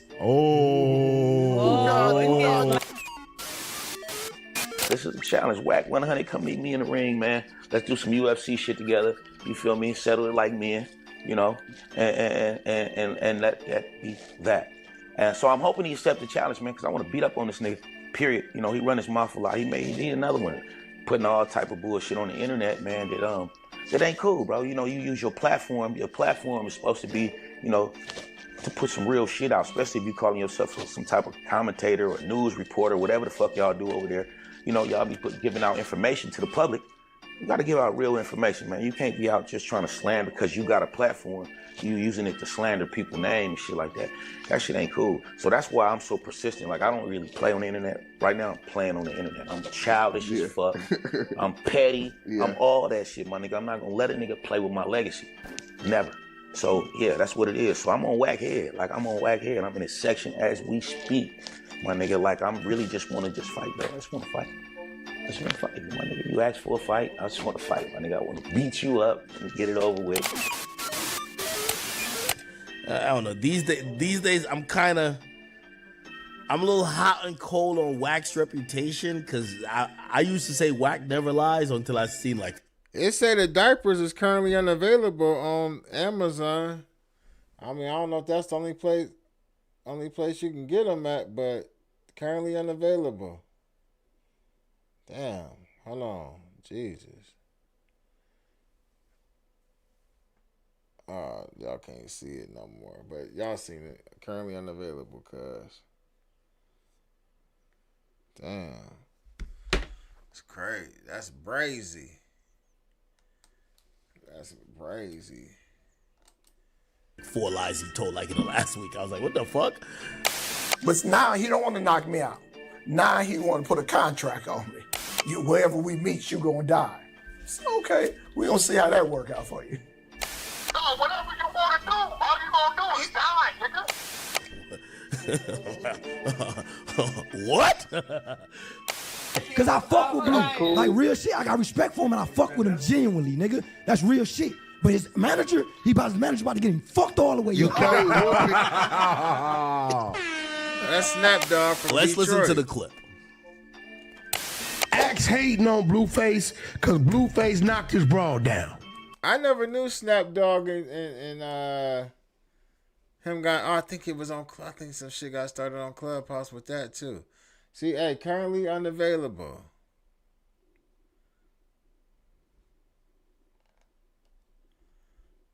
Currently unavailable.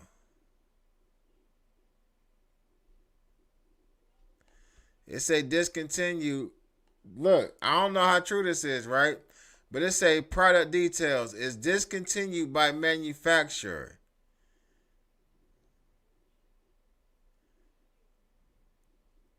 That's what it say.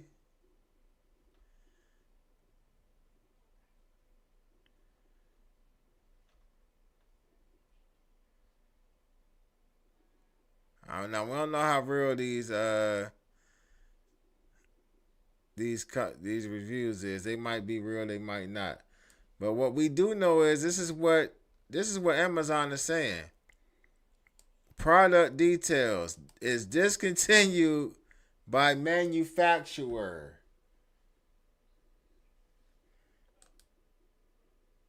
What's up, Bugs Malone? Yo, salute, ruler.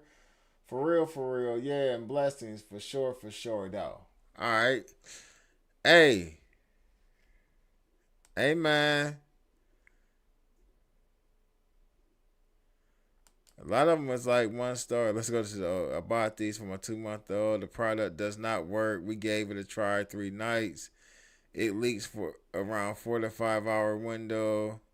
Somebody else said, don't buy. These are my least favorite diapers. Don't fit. Size is like a 5.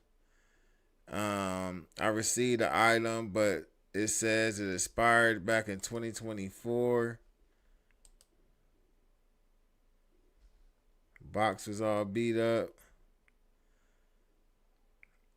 I put the diaper on my daughter thinking it would last a half a night. Only lasted 2 hours.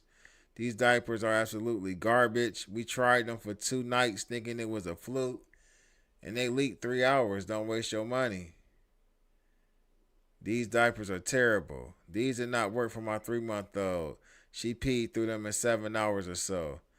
These had a very odd fit and the Velcro would not stay attached. Returned them. Not good material. Lots of leakage. Do not protect the skin. The diaper would spill out the front. Complete ripoff. I brought this product to support Wack 100, but my daughter had urine all over her clothes within an hour and 30 minutes after laying her down. Cheap diapers. The box costs more than the diapers. You are paying for a name, not a great or good product. Damn. Tony Smith, I've not seen none of his diapers on Amazon warehouse. I work at the big Amazon distributor warehouse. I distribute all other warehouses. Damn, dog. Them reviews is crazy. Let's go to there. It was all good just a week ago.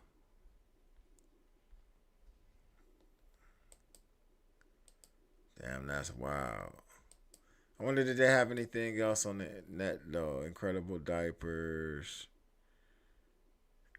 Instagram.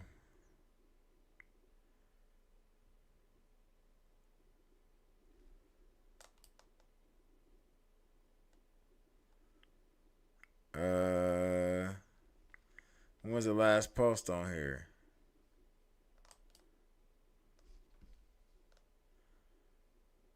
$2024.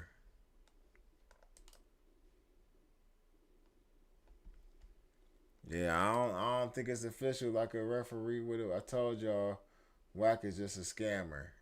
Y'all crazy. Let's go. Let me see. Hold on. I'm gonna look at one more. Let me go to one more thing.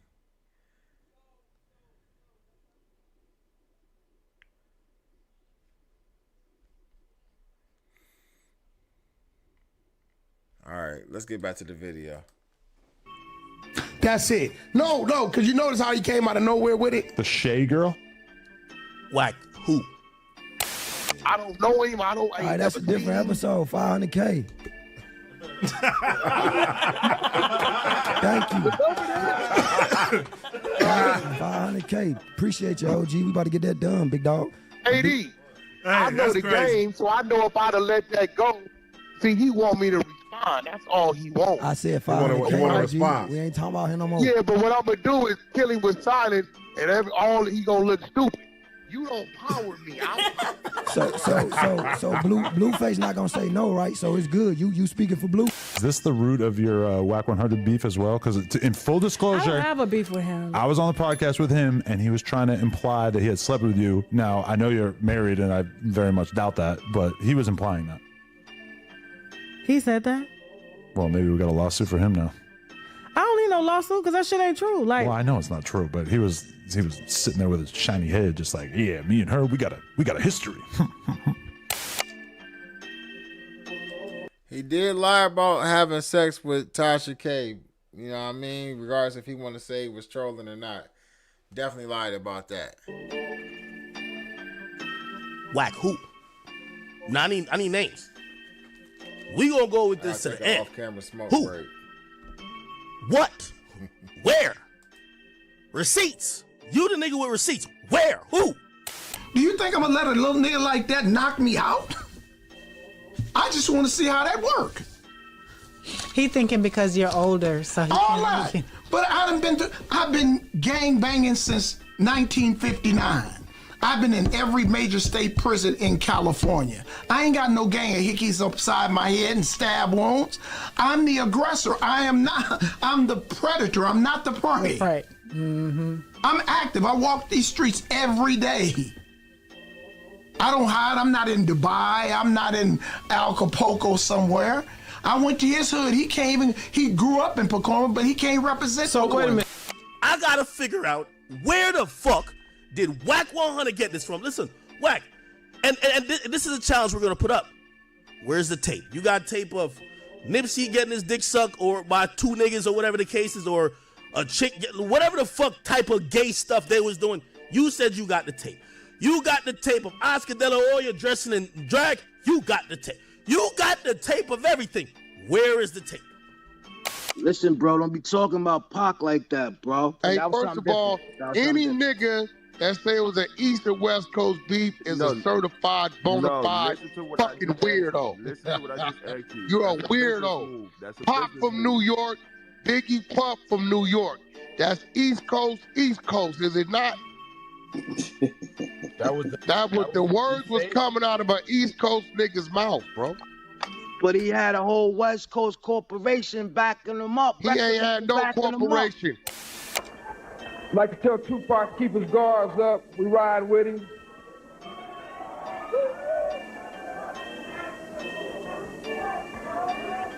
And one other thing I'd like to say, any artists out there want to be an artist and want to stay a star, and don't want to have to worry about the executive producer trying to be all in the video, all on the record, dancing. Come to Death Row.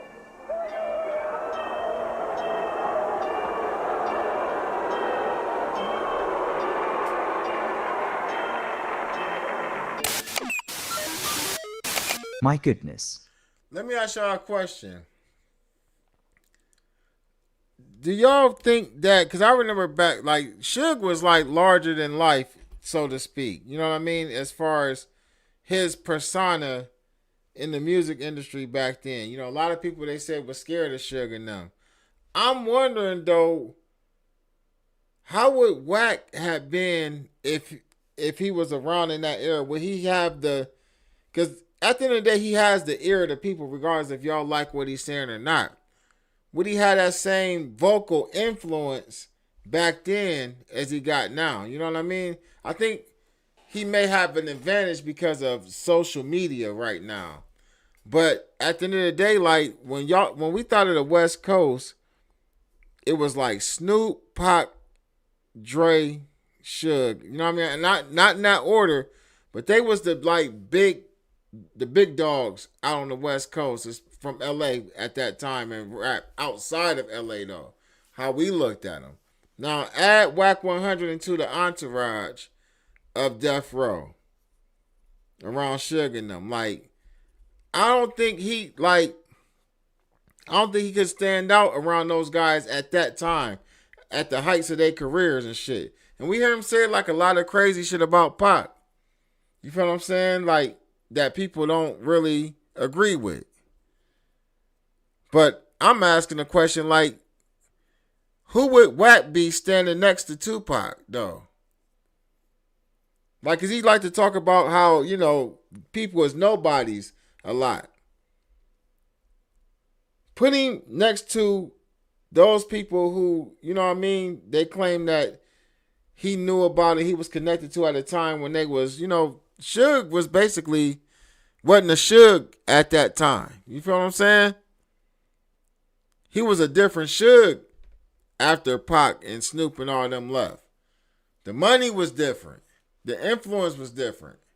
But I'm just saying, put him next to like these individuals that he, you know, got so opinionated about, like the Pacs. And let the people decide, like, you see what I'm saying? Like, it's always something. I'm saying this to say it's always somebody bigger than you. But some people don't feel comfortable in the rooms with motherfuckers who may be bigger than them financially or their fucking personality. You feel what I'm saying? Regardless of what we mean by bigger than you. I could have spent at least an hour on that intro, but I had to end it there after hearing this dipshit speak bad on Tupac's name. I mean, really, what is it with this guy? It's like he has a thing for clout chasing on dead legends. I'm sorry, but I just could not bear one more moment of his nonsense. So let's quickly dismantle this fool's argument and get it out of the way, because trust me, We have much bigger fish to fry in this video concerning Mr. Wack 100 and the countless lies that he's been spewing on the internet for the last several years. I really hate to be plugging my own videos right now, but Wack 100 is kind of forcing my hand here, because it just so happens that I recently released a video on the story behind Tupac's murder, and it's very clear that Mr. Wack 100 is an idiot. Because anyone who knows anything about this case understands that a big reason for this beef was because of Shaq Knight's friend Big Jake being murdered, and there are just so many moving parts in the West Coast East Coast beef. So please, Mr. Wack 100, I encourage you to do your homework and learn some history about the state you so proudly claim as your very own. Now, for those of you that are new to the channel, you might want to give the first Wack 100 lies a lot video a watch, because oh boy, we covered a little bit. 100. Wack apparently, when Wack, and he went on fabricated that day, used because he doesn't understand that he is the only one who does this fake goofy stuff for content. Wack claim. Ooh. All right, we got to get off this video right here. This one ain't as good as the other one, but shout out to them though. We're gonna get to some more content. What else is going on, man? Let me see what else we can find. What was that over there on the other side? Wack who?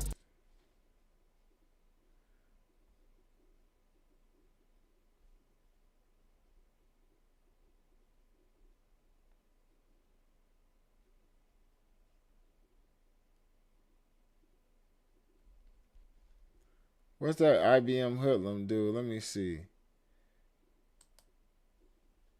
Yo, it's your boy IBM Hoodlum, man, and we back with some more content. But before we get to the content, be sure to like, share, and subscribe to the channel.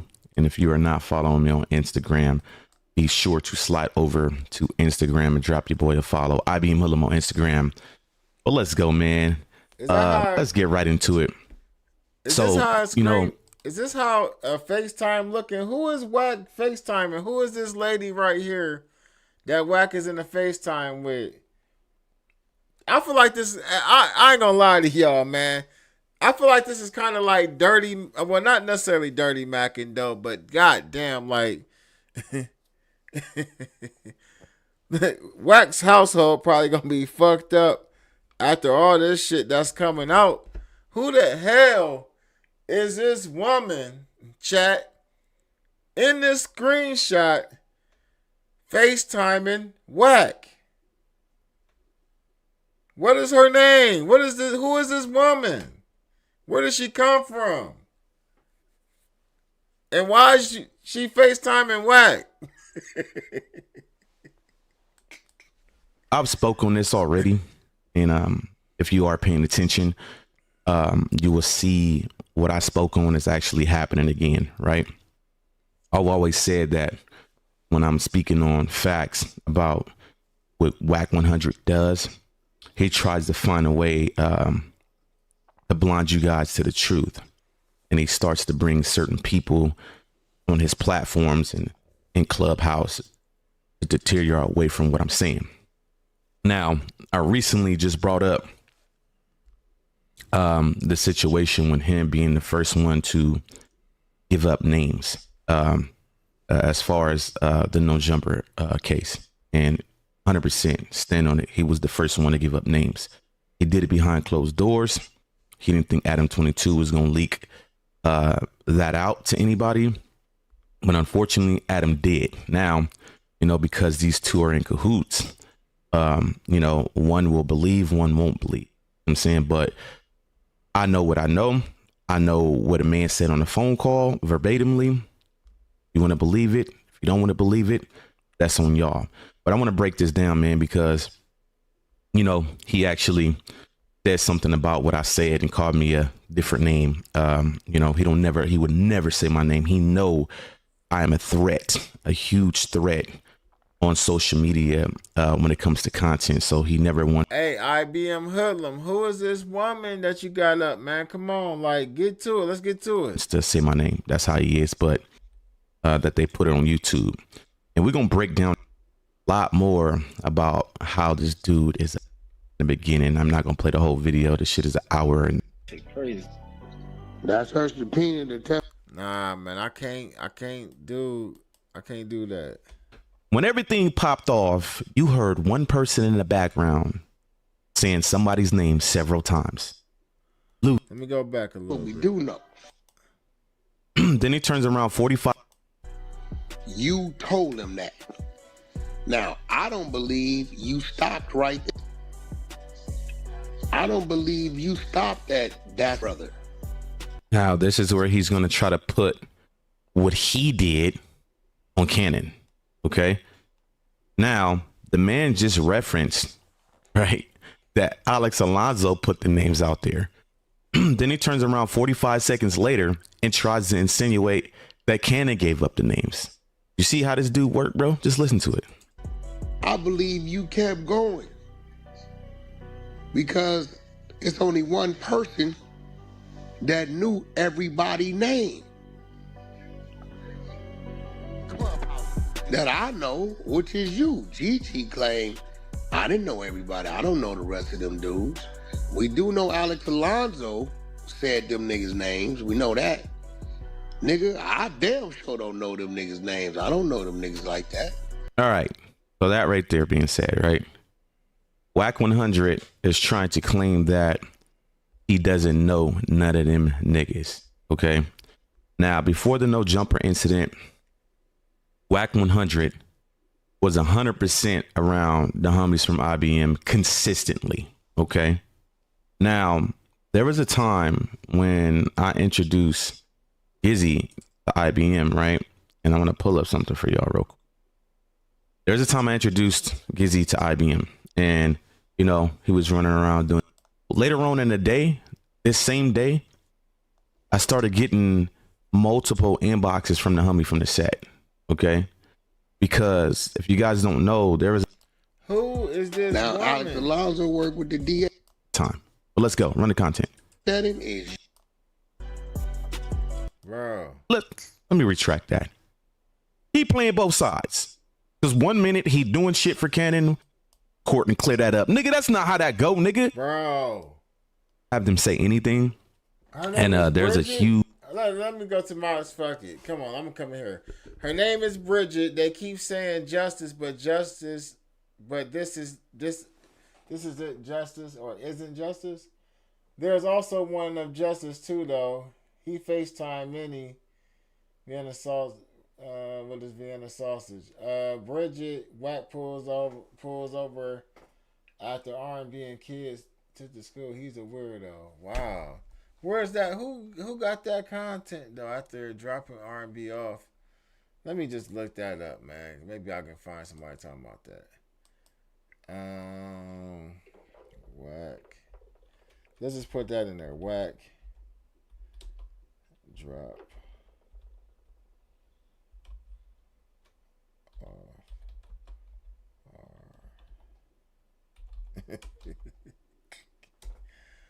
Let me see.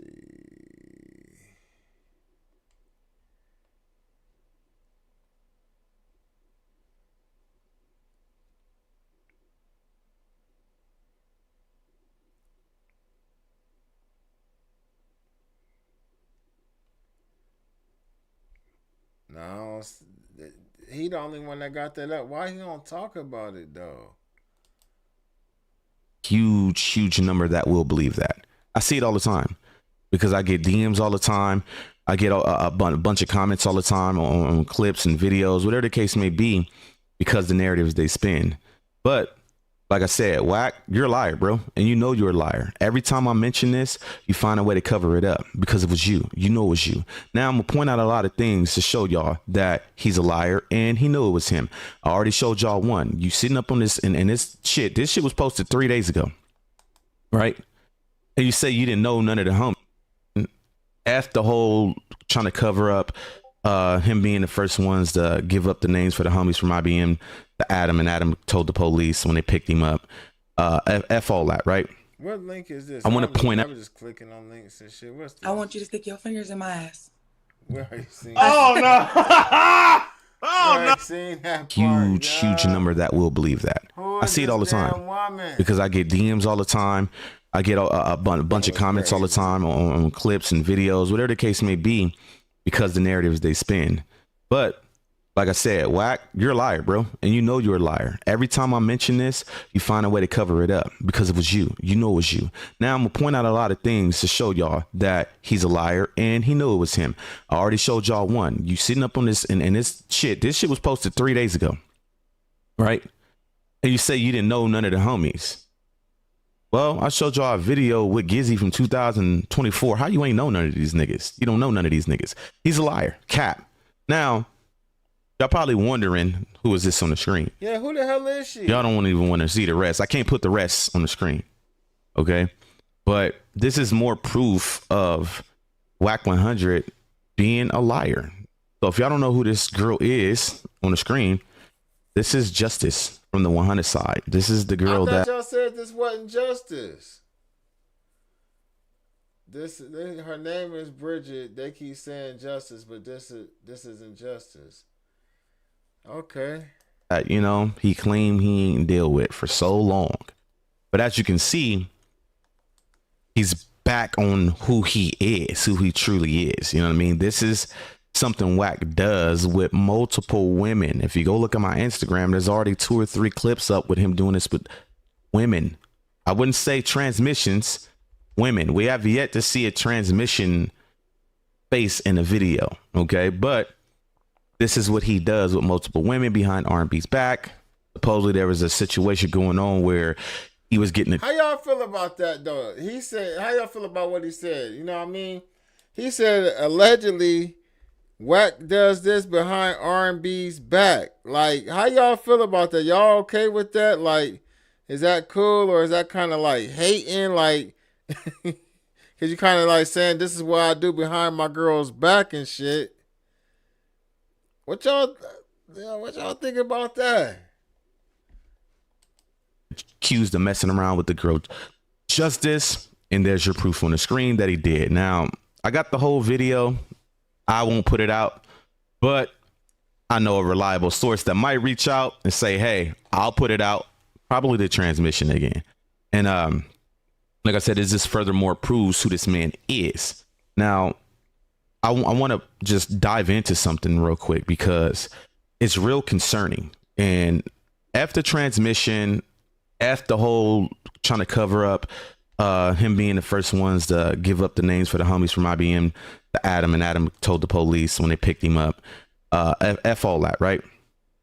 I want to point out this man's behavior as a grown ass man, as a public figure who, you know, children see every day, all day on the internet. Okay. Now, allegedly, you know, through a reliable source, you know, told me that this man does this consistently. There was something that Munchie B mentioned. I forgot the exact words, but this man's always, you know, ready to go. Like, he's a type that carries a certain vibe, like where it would be a problem to leave your children around this man because his behavior. Now, I've been pointed out it's not normal, but allegedly this reliable source told me that the video that was exposed by the transmission was done. That video was recorded, well, screen recorded. Remember, Wack 100 tries to use wordplay to trick you guys. He sat up on No Jumper and he mentioned something about, well, if I sent this video to somebody, then there should be a trace of me sending it to somebody, right? That's not what happened. Go look at my Instagram over a year ago when I posted a clip of that video. The transmission told me that he was on FaceTime and it was screen recorded. So no, there's not going to be nothing sent from Wack to anybody because it was screen recorded. That was actually a FaceTime call. They clipped their face out and just had him on the screen. But allegedly, that video was done right after Wack dropped R&B's kids off, her 2 sons at the schools. Allegedly. All right, I don't know who this is. Like, I don't even, because I don't want to do that. I don't know if that's somebody's kids or what. I can't do that right there. Saying that Alex and Lonzo was the first one to give up the IBM members' names. All right. We off of that too. Let me see what else we got going on, man. Shit.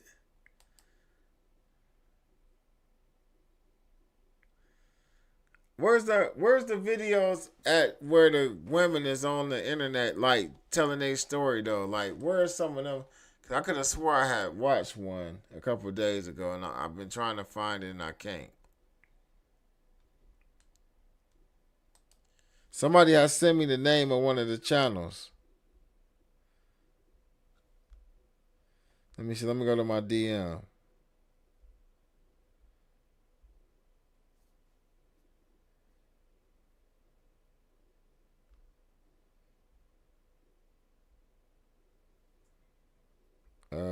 Here we go.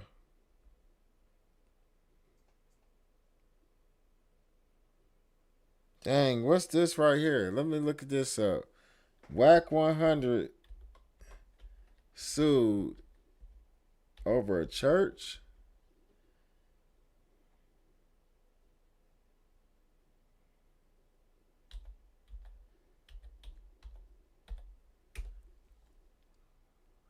What's this right here? Damn, this is long too. Oh, this is Henny shit. All right, let's see what Henny talking about with this lawsuit. That girl Henny. Subject property.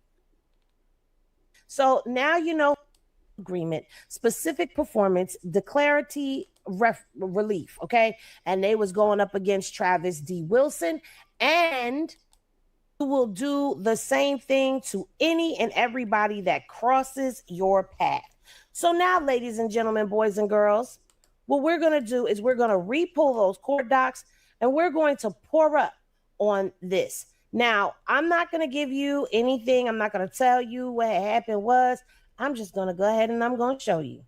So let's get this. No, I don't. Well, we could do that. We could do that. We could do that right there. We could do that right there. And I'll stay in the little circle on the side. Court docs with little Henny on the side. Hey, all right. So we're going to pull this over right here. And then we're going to go ahead and put our watermark the way that we like our watermark. Bang. And let's get into this case, shall we? All right. So this case goes way back because I told y'all I was going to be digging in the crates and pulling this stuff up so y'all could be brought up to speed with everything, because every now and again it's good to go down memory lane. So in this court document, it was filed on July 16th, 2020, and it was filed by Episcopal New Life Ministry, doing business as New Life Community Church, a California nonprofit. Yes, a church, okay? And it says the complaint is for breach of oral agreement, specific performance, declaratory relief, okay? And they was going up against Travis D. Wilson and Cash M. McJones. I wonder if that's the same Travis that was involved in that whole no jumper situation with Mozzie and all of them. I got to put my ear to the street and figure out if that's who this is. But anyway, let's continue. So the general allegations for this is, at all relevant times herein mentioned, the church was a nonprofit corporation duly organized and existing under the laws of the state of California, with the principal business in the county of Los Angeles. Okay. Now, I'm struggling. I'm trying to hang in there. I'm struggling, y'all. Trying to find out what they're saying Wack did in this lawsuit, even though it's old. All relevant times herein mentioned, the defendant, Travis D. Wilson, from here on forward will be mentioned as Wilson. And let's see, all other relevant herein mentioned defendants, BRH Holdings, LLC, which is, okay. I gotta fast forward a little bit. Which is, it says, on or about June 11th of 2017, the church entered into a commercial property purchase agreement to purchase a building in Lancaster, California, okay? A large land parcel of approximately 1.5 acres for the price of $250,000. Kimberly Jones represented the church. So at this time, Wack and Kim were separated, but they were still doing their business, right? Okay, well, she was still doing her business. Now, it says that she represented the church as their real estate agent in the transaction. So she was the real estate agent in the transaction for the church to get the building and the property, all right? Now, it says in or about February 2019, Kimberly Jones informed the church that her husband, which was Cash Jones, was has offered to advance the church $250,000 needed to purchase and acquire the subject property. Unknown to the church at the time, Wack and Travis Wilson were to split the $250,000, with the church paying with defendant paying $125,000. So Wack was going to pay the $125,000. This Travis Wilson person was going to pay $125,000, which was going to then be the loan for the church to get the building and the property. Okay, as part of the consideration of the loan, the church, Cash McElroy Jones, and Travis Williams were to take a temporary interest in the property and the land, right? Through their respective corporations until the church repaid them back. So they were going to take their property. So we know that Wack's property was the Fifth Amendment property, and Travis, his is BRH Holdings. So you got BRH Holdings and you've got Fifth Amendment. It's crazy how everybody who seems to get a building with him is some type of holdings. Because remember, we heard a lot about JTT Holdings and Cash. It was a lot of cover up of the game, and we've got Fifth Amendment. Okay. So he was entering into the contract with Wack and Travis, but they were doing it underneath their businesses. So Fifth Amendment put up $125K, and Travis Wilson's BRH put up $125K. All right. Now, the plaintiff's obligation to repay, which is the church's obligation to repay, was conditioned on obtaining a construction loan for the church, for the building and the property, which Wack and Travis were to help the church obtain. So the church was to pay Wack and Travis back for the construction loan proceeds, which then would trigger Wack and Travis obligations to transfer their interest in the building and the land. Now, the reason why I'm saying the building and the land is because saying subject property and all of that, I realize sometimes people aren't able to keep up with all of that. So I'm trying to make this as easy for all of us as I possibly can. Okay. All right. As part of the agreement, the church was responsible for separating the parcel into two separate parcels. All right. One with the new church and the parking lot would stand on, and the other parcel which would obtain the seller's current structure of Faith Bible Church. So basically, the church was going to have the building, but they were also going to have a parking lot on there, right? So in or about February 19th, all the parties agreed to the above terms, and the defendants, Wack and Travis, and the plaintiff, the church, entered into an oral agreement. So, thus far, this is what we have. You've got Wack via Fifth Amendment and this Travis Wilson person under BRH Holdings entering into a contractual agreement with the New Life Church. Fifth Amendment and BRH were going to lend the church the $250,000 that they needed. The church was then going to apply for a construction loan. And once they got the proceeds from the construction loan, BRH Holding and Fifth Amendment, Travis and Wack, would then turn the property over to the church. So basically, they were going to be holding the title and the deed to the property and the building until he paid. All right. So now, in or about March 2019, escrow closed for the property and the land with the following owners on the title as tenants in common. So you had Episcopal New Life Ministry, a California nonprofit. You had BRH Holding, LLC, a Florida limited liability company. And you had Fifth Amendment, a Florida corporation that does business out of Los Angeles, California. Just make sure that y'all remember that, okay?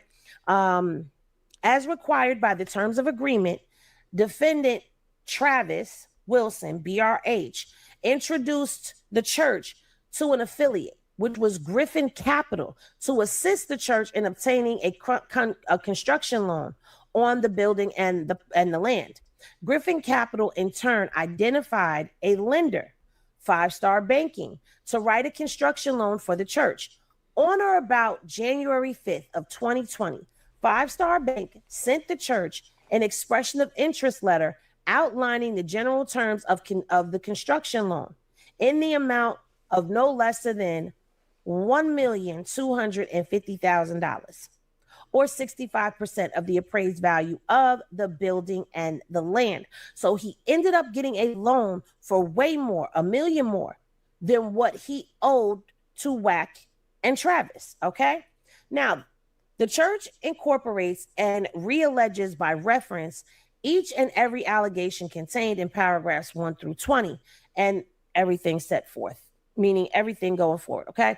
In or about January of 2020, Cash McElroy Jones contacted the church and unilaterally attempted to amend the terms of the agreement by demanding that the church place his wife and his son on the church's executive board, or he would cancel the construction loan with Five Star Banking and not perform under the terms of their oral agreement. Stop.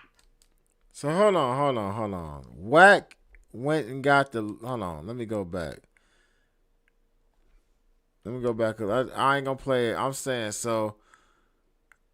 On or about January 5th, Five Star Bank sent plaintiff and expressed interest. Hold on. Who got this crazy ass loan? I was like over here daydreaming and shit. Who got the loan? Somebody just tell me in the chat. Did Wack get the loan for the church? Oh, this is crazy. Portion from BRH Holding demand, and consequently the construction loan with Five Star Banking failed to process any further despite being previously approved. So somehow, some way, Wack was able to contact them people at Five Star Banking, and because the church did not want to adhere to his demands, he stopped the loan. What does that mean? That means that he now owns the church. Damn. Him, Travis, and the church are all on the title, and he's not coming up off the title till you give him what he wants.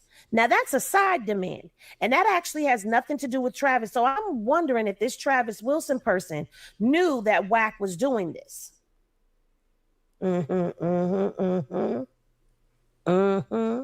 So, Wack demanded to unilaterally add terms to an agreement with the threat of non-performance of his contractual obligation constitutes an anticipatory breach of the oral agreement. Okay? Wack conspired to cause the previously approved construction loan with Five Star Banking to fail. The plaintiff is thereby excused from performance under the oral agreement by as obtaining the construction loan is a condition precedent to the church's performance. Okay, so the church saying, listen, we fulfilled our obligation and paid all fees attended with the parcel split, establishing part performance and oral agreement, right? So now the church basically is like, we held up our end of the bargain. He came in and he tampered with it. So this is where this case left off at, right? They were asking to go to court, and this was dated July 15th of 2020.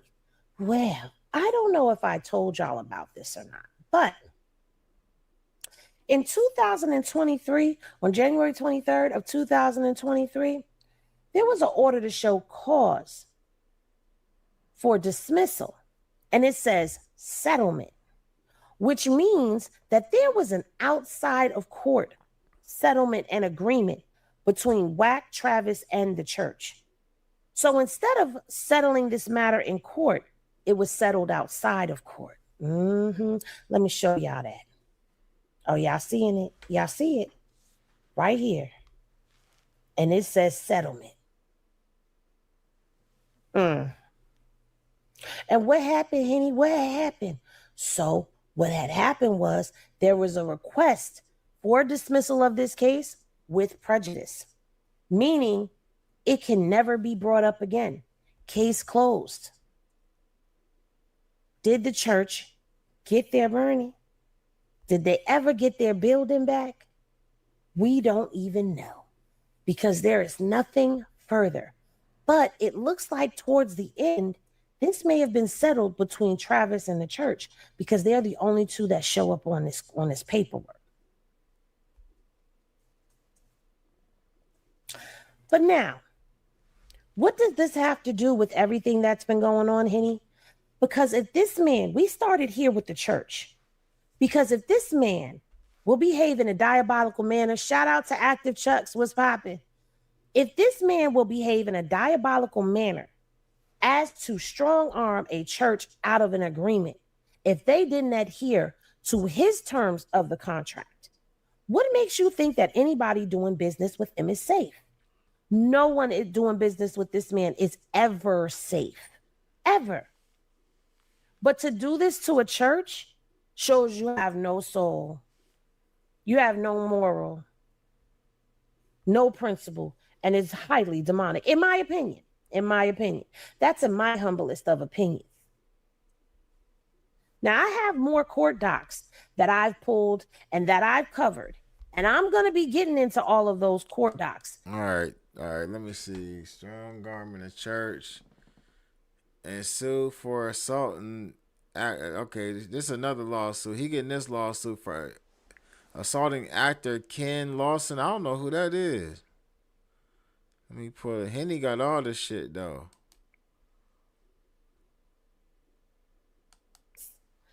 Because I know y'all don't really want to hear all of that. Well, all right. They don't have, as well as this wife, Cash Money Records West. All right. He said Wack is Satan and Card. This one is still ongoing. Oh, y'all like court doc story time with Henny. All right, boom. Your wish is my command, darling. Let me get back over here in my little corner and let's get into this next one. So in this next one that we about to pull up, this is the case. Oh, thank God. This is the case of. Hold on. So you saying, hey, Bugs, you saying basically I need to start going back over a lot of the old content, the throwback content? Like, I'm saying, like, doing content on the old content, like going live, watching it, or, you know what I mean, doing my little reaction videos. That's what you're saying? Like, I need to do, you know what I mean? Maybe I need to take some, you know what I mean? Some of these days when ain't nothing going on and go back to the throwbacks. Come live and we can see what the hell was going on. Kenneth Lawson and Monique Jadon Lawson versus Cash McElroy Jones, okay? Fifth Amendment Entertainment, Cash Money Records Inc., Cash Money Records West, Brian Williams, a.k.a. Birdman, individually, and DBA, Cash Money Records Inc., and Cash Money Records West, Ronald Williams, a.k.a. Slim, individually, and DBA, Cash Money Records Inc., Cash Money Records West, Cash Money Records Inc. in Louisiana Corporation, okay? Cash Money West, an entity unknown form, because Cash Money, let me tell y'all, Cash Money West was not an operating entity in the West Coast. I think I should give y'all a video on that because recently it has come to my attention that 600 has the rights to Cash Money West now. Did y'all know that? Any glasses in the chat if y'all knew that. Because I forgot all about the fact that I got that information a long time ago. I forgot all about that. But anyway, and what is Kenneth suing for? Kenneth is suing for battery, assault, negligence, negligent hiring, retention, training, or supervision, premise liability, negligent infliction of emotional distress, intentional infliction of emotional distress, and loss of consortium. Now, I don't know what that means, but I'm going to look it up. I will find out what loss of consortium means. Hold on one second. You know me, I don't mind learning right along with y'all as we come across stuff. Ain't nothing wrong with it. So loss of consortium is a legal claim filed by the spouse or family member of a person who has been severely injured or unalived, seeking compensation for the loss of companionship, affection, intimacy, and support. So that claim right there, that last part in number 8 is coming from Kenneth Lawson's wife. And what happened, Henny? I'm going to tell you what happened. Let me go ahead and scroll on down here and tell you what happened. Now, this was filed in court in 2021. So now we done covered a case from 2020, and now we are covering a case from 2021, darling. Okay. Now, this is not bad business practices, but this is bad character. And it kind of lines right on up with No Jumper if you think about it, because do you see how he's at the top of the lawsuit, but it brought Cash Money into it, it brought Birdman into it, it brought Slim into it because of Wack. Okay. Now, what did Wack get into? Let me see. Let's get to the general allegation, shall we? So let me wet my whistle. All right, my fault. Y'all ready? All right. Jones' attack on Lawson. Oh, yes, he hit somebody. December 29th, 2019, at around 7 p.m., Lawson and his wife entered and were lawfully on the premises of the restaurant. Wait, let me scroll back up. I got to tell y'all where the restaurant was. We ain't on the word on the curb when I first this did is Ken Lawson right here. Allegedly, this is the Kenneth Lawson.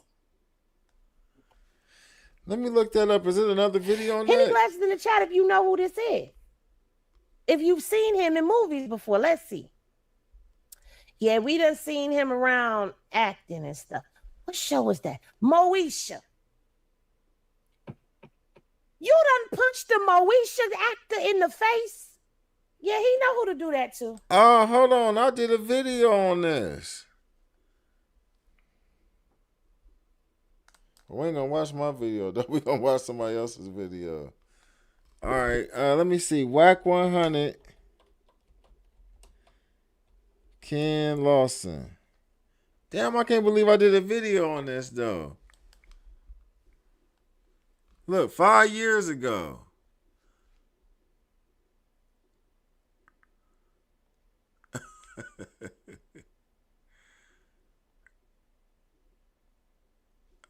Shit. All right, let me see. Let me find us a video.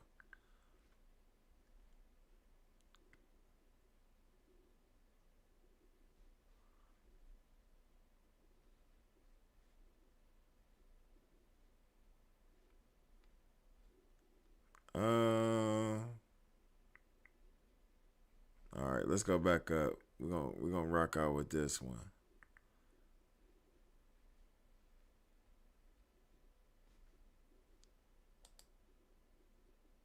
Kenneth Lawson is a pretty well-known actor in Hollywood, and his lawsuit against Wack 100 is pretty straightforward, right? He claims that Wack 100 knocked him out because Wack 100 believes that Kenneth was talking to his wife. Now, Birdman and Cash Money West and a whole bunch of other people are listed as defendants. That's only because the guy suing Wack 100 claims that at the time that Wack 100 knocked him out, Wack 100 was working for Birdman, and he was like doing some business for Birdman at the time that the altercation happened. So that's the only reason that Birdman is a part of this thing. But that being said, let's get into it. On December 29th, 2019, Wack 100 entered Yamashito Hollywood restaurant acting as an agent, representative, servant, employee, employer, partner, shareholder of defendants Birdman, Slim, Fifth Amendment Management, Fifth Amendment Entertainment, Cash Money Records, and Cash Money West. He came to this restaurant to promote his upcoming artist, Bree. Around 7 p.m., Kenneth and his wife, Monique, entered the premises of Yamashito Hollywood restaurant. On the same evening, around 9 p.m., plaintiff was approached by defendant Wack 100, whom Kenneth had never met, nor had any prior communications with before this occasion. defendant Wack 100 began to yell and scream at Kenneth while accusing Kenneth of speaking to his wife. Kenneth repeatedly denied speaking to Wack 100's wife, and he stated that he had never met nor had any prior communications with Wack 100's wife. Upon hearing the aggressively raised voice of Wack 100 directed towards her husband, Monique approached defendant Wack 100 and introduced herself as the wife of Kenneth in an attempt to de-escalate Wack 100's aggressive behavior toward Kenneth. Suddenly, without being provoked, Wack 100 yelled at Kenneth in an aggressive, raised voice, "Keep your bitch in check," and became physically violent toward Kenneth by fully extending his fist and struck Kenneth in his mouth and jaw, causing plaintiff to violently strike his head on the ground, knocking him unconscious. After violently knocking Kenneth to the ground and rendering him unconscious, Wack Man, how you gonna knock out Kenneth though? I think somebody just said he the dude from the Parkers, right? How you gonna knock him out? Like, what did he do wrong? Like, what did he do? Let me see. Man, dude played on the Parkers, right? He did an interview. I wonder, have he ever talked about this though?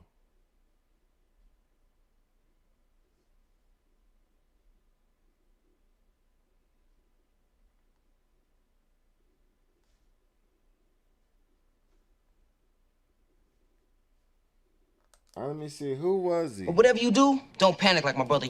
Is that him right there? Yeah. He was like the little boyfriend or something, right? Ain't this him?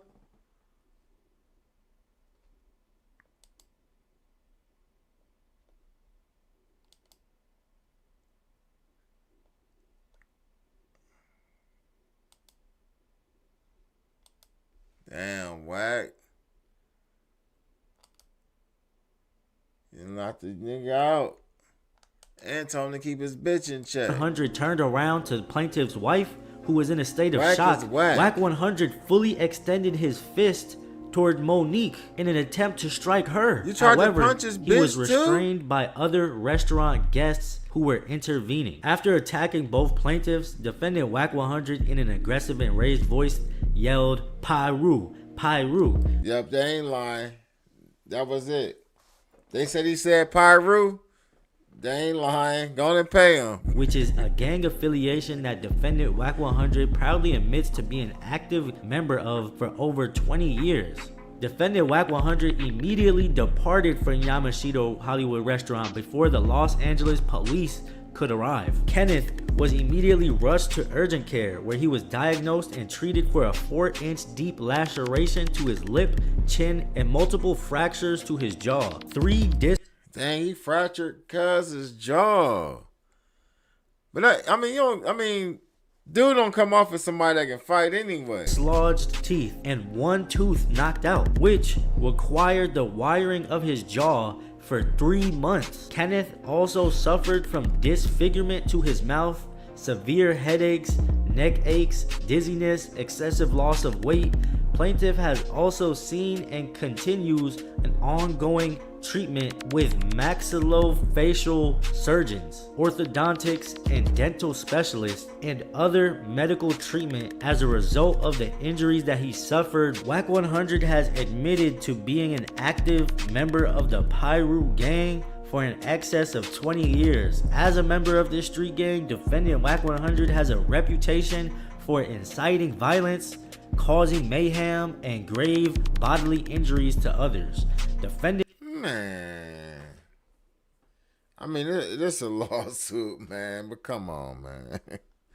Cut it out. Wack 100 is known as an enforcer within the gang community. So yeah, this is the second lawsuit where Wack 100 is being listed as a gang enforcer for like the Pyru gang, whatever. That's interesting and that's strange, and that's something you don't want to be listed as. You know what I'm saying? A gang enforcer. But like I said earlier in the video, all of these lawsuits that I just mentioned are still ongoing. A lot of the defendants requested to dismiss them themselves, and some of them were accepted, except Wack 100 and Ray J. This is still an active fight that Wack 100 is going through, and he has a lot of court dates coming up for all of these lawsuits.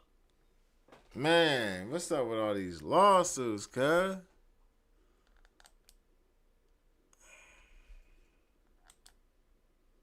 What else we got going?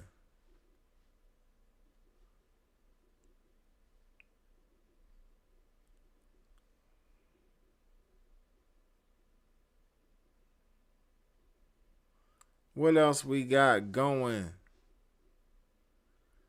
This is my home page. I'm trying to see what we got bracking. Is this it for the night? Shit. Oh, damn. Let me see. Hold on. I think it was something else I wanted to show. Let me see.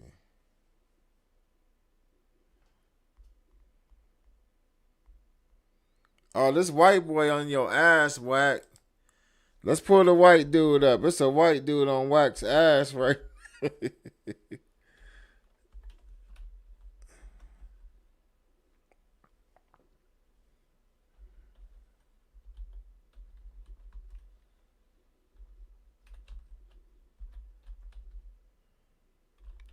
Let me see. I don't think I'm going to do this video. But I just want to go to this page. Let's see. This white boy wants some wreck with you, Wack.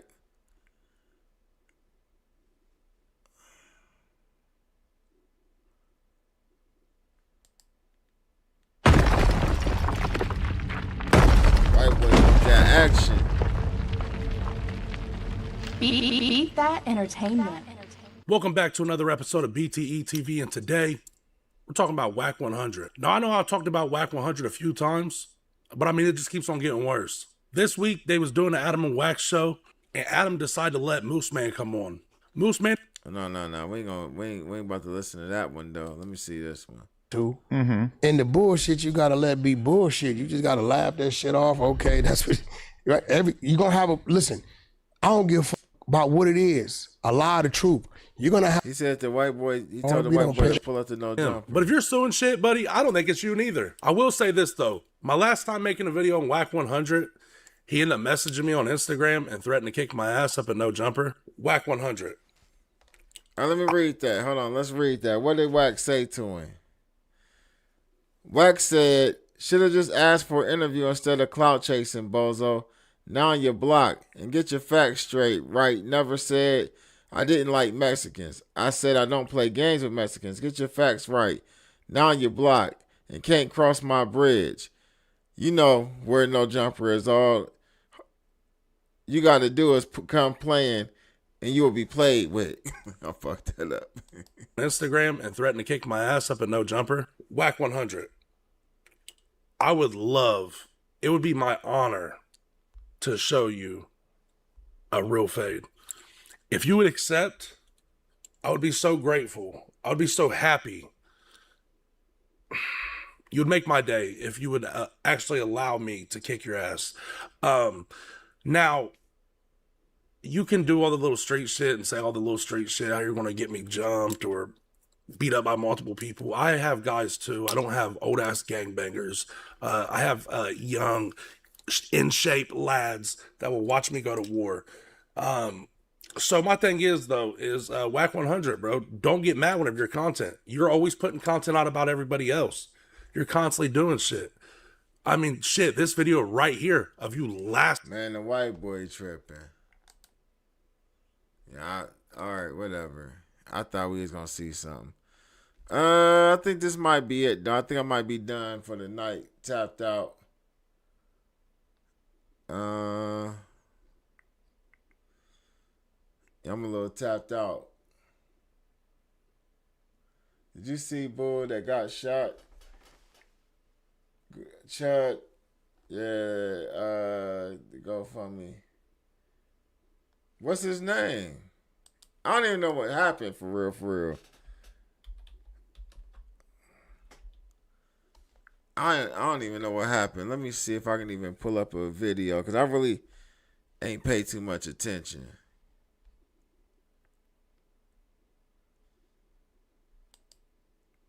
The man known online as Chud the Builder is facing attempted murder charges. Investigators say a fight outside the Montgomery County Courthouse this week led to gunfire. Let's go to News 2's Jaxie Pigeon. She's live in Clarksville. And Jaxie, you have new information following this shooting. Mark and Nikel, this all unfolded outside the courthouse on Wednesday, and now investigators are working to determine what sparked it. So deputies and Clarksville police responded to Millennium Plaza around 1 o'clock yesterday after reports of shots fired. When they got there, they detained 2 men who they say had been fighting before things escalated. Both were taken to the hospital with gunshot wounds and are expected to survive. Authorities identified one of the men as 28-year-old Dalton Etherly, who goes by Chud the Builder online. He's known locally for live streaming confrontations and making racist comments in public. He's now charged with criminal attempted murder, aggravated assault, reckless endangerment, and employing a firearm during a dangerous felony. Etherly remains in the Montgomery County Jail this morning awaiting arraignment, where a judge will set bond. In a statement, Montgomery County Sheriff John Fuson says, quote, "It's unfortunate that incidents like this are happening in our community. This kind of violence won't be tolerated, and our office will work to make sure those responsible are held accountable to the fullest extent of the law." And because this investigation is still active, the entire courts complex here in Montgomery County will be closed for today. Live in Clarksville, Jaxie Pigeon, News 2.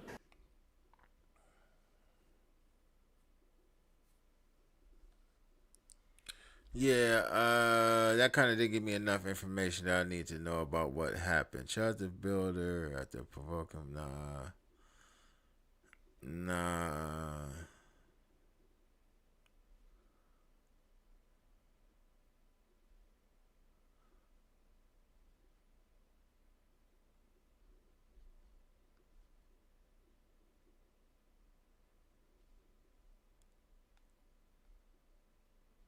I'm cool on Myron. I'm trying to find somebody. Let's see what 1090J got. Chud the Builder, the racist, rage-baiting IRL streamer from Tennessee, is in some trouble after shooting a man, shooting himself, and being arrested for it all. Now, before we start this video, I want to make it clear we do not condone or promote racism in any way, shape, or form on this channel, and I have carefully edited this video to comply with all of YouTube's very strict policies. So hopefully this doesn't get demonetized for any reason, because all we are doing is providing commentary and going over what people shouldn't do. Quick pause, because this might actually help you out. If you've ever needed $150 as a paycheck advance, once you qualify, so instead of waiting, unlocks the $75 house in Clarksville, Tennessee, after reports of shots fired. Arriving on scene, they'd find 2 men shot who were fighting each other when one drew a gun, shooting the other and himself in the process. Immediately, social media exploded as the shooter was identified as none other than 28-year-old Dalton Etherly, aka. Hey, he breaks it down real good. He got videos from the 1090 Jake, or okay. Chud the Builder, the IRL streamer known for rage baiting the public with racial slurs and his catchphrase, "They're chimping out."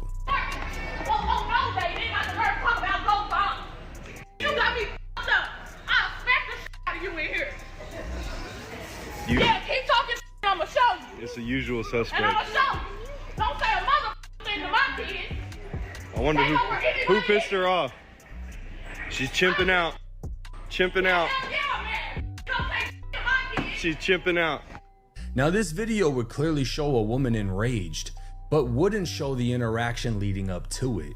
Without full context, Chud would post the video attempting to push stereotypes and promote prejudice as he says the usual suspects.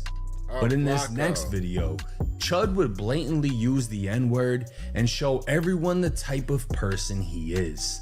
You know, my favorite line from the is, "You got freedom of speech. You just don't have the freedom of consequences from your speech."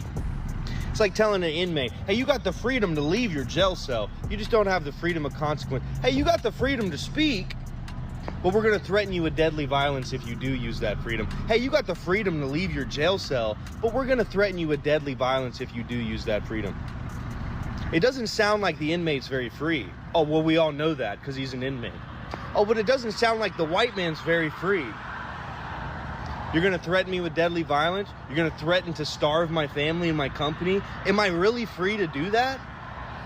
And if I'm not free, then why are we not fighting for our freedoms back? Are we just okay with losing our freedoms as white people? A weak attempt at justifying racism with freedom of speech. Comparing himself to an inmate who lacks freedom because he receives threats for being blatantly racist and disrespectful just shows you how weak Chud or Dalton really is. Because Dalton is the type of person that wants the ability to bully without the consequence of getting beat. To further prove this point, Chud would go out of his way to target and disrespect any black person he thought he could get a reaction from, hoping for a viral moment he could monetize and profit off. And he would do this by claiming he was exercising his freedom of speech protected by his First Amendment. But when he ran into someone who was not only willing to defend himself, but to actually fight, Chud hid behind the Second Amendment, his right to bear arms. He chimping out. He said, what's the issue? Because I looked at him. Chimping out? He chimping out. Put that phone down. Put Why? that phone down. You don't like looking ugly? Put that phone down, bitch ass boy. Shut up. Come on, come do something. Come do something. Man, I don't know about y'all, but, or if anybody else did, but I tried to put myself like in that situation to like, just kind of like get a feel for how I was going to react, because at the end of the day, I know he out here with this strap, like, and he trying to get you to do something to him so he can use it. So how do you really react to it? Do you smoke him? Do you try to, you know what I mean? Like, it's crazy. Like, it's a crazy fucked up situation. I've seen a lot of people saying like, oh, why ain't they did nothing to him yet? Yeah, we got some crash outs in the community. I was thinking the same thing though. Pull up. Oh, he got found. Yeah, walk up. Right. That's what I thought. Yeah, all right. They chimping out. They chimping out. They parked in the fire lane, chimping out. They mad because I'm holding my shit. I'm right here. You better get out of my face. I'm right here. Get out of my face, boy. So Chud wasn't just rage baiting the public, he was provoking while armed, waiting for someone to assault him so he had the so-called legal excuse to defend himself by shooting them. But legally, that isn't stand your ground. Tennessee is very similar to where I live at, Florida. Florida is very similar to Texas. All three of these states share the stand your ground law. But one of the little conditions for stand your ground is you cannot lawfully stand your ground if you provoked the confrontation. Come do something. Come do something. Pull up. Oh, he got found. Yeah, walk up. So for example, you can't tell somebody fuck you, and when they say they're gonna do something or they call you this and that, you say try me, touch me, hit me, swing, I bet you won't. That's provoking. Somebody does something to you and then you pop them, that's not self-defense, you caused that. Chud would post his version of events to Twitter stating, they are parking in the fire lane, chimps blaring music and dancing outside of the car. Got mad at me when I walked by with visible disgust. Proceeded to chimp out through the entire store, usual suspects, plus 100 fatigue. This post would get over 4.8 million views, and some of Chud's videos would reach tens of millions of views. He'd follow up with a video addressing those who called him out for hiding behind a gun, telling him to try his antics without one. The chimps keep saying, why do you need the gun though? Leave the gun at home. Why do I need a gun? To protect myself while just simply existing as a free man. I can say what I want. We can say whatever we want. This is America. You shouldn't react with a chimp out or violent aggression, threats of deadly violence. That just proves our point. Oh, do this without the gun though. Hey cowboy, leave your gun at home and then come out in the street and do a duel. What are you, dumb? The cowboy's always got his gun. Are you stupid? You're a bitch. No, you are. You're chimping out because I'm a free man and you're mad. I don't know who you are. Y'all know who I am. And if it wasn't a gun he relied on, it was mace, because spraying people was another way he could bring in even more views, equaling more money. So again, he'd target whoever he thought would react, even preying on the homeless in a park. A constitutional right to record. I don't need to ask you if I can exercise my freedom. You're not gonna tell us you can't record anybody. Yeah, I can. Yeah, I can. Y'all got to learn the law. No, well, Y'all got to learn the law. If somebody Don't walk up on me. Stay right there. What's gonna happen? Public park. What's gonna happen? Walk anywhere in public. Keep coming up. You gonna punch me? Walk anywhere in public. I'm gonna mace your ass real quick. Mace? Oh, is that all? So you're one of those guys? I'll spray the shit out you. Yeah. I would rather you punch me in my face. Just learn how to act, bro. Man, he didn't want to find the drunkest niggas in the area and fucking with them. Man, like, the shit do piss you off though when you watch it, but like what happened with him is what everybody said was gonna happen. Either something like this was gonna happen, it was gonna end violently. Learn how to act. Learn how to ask.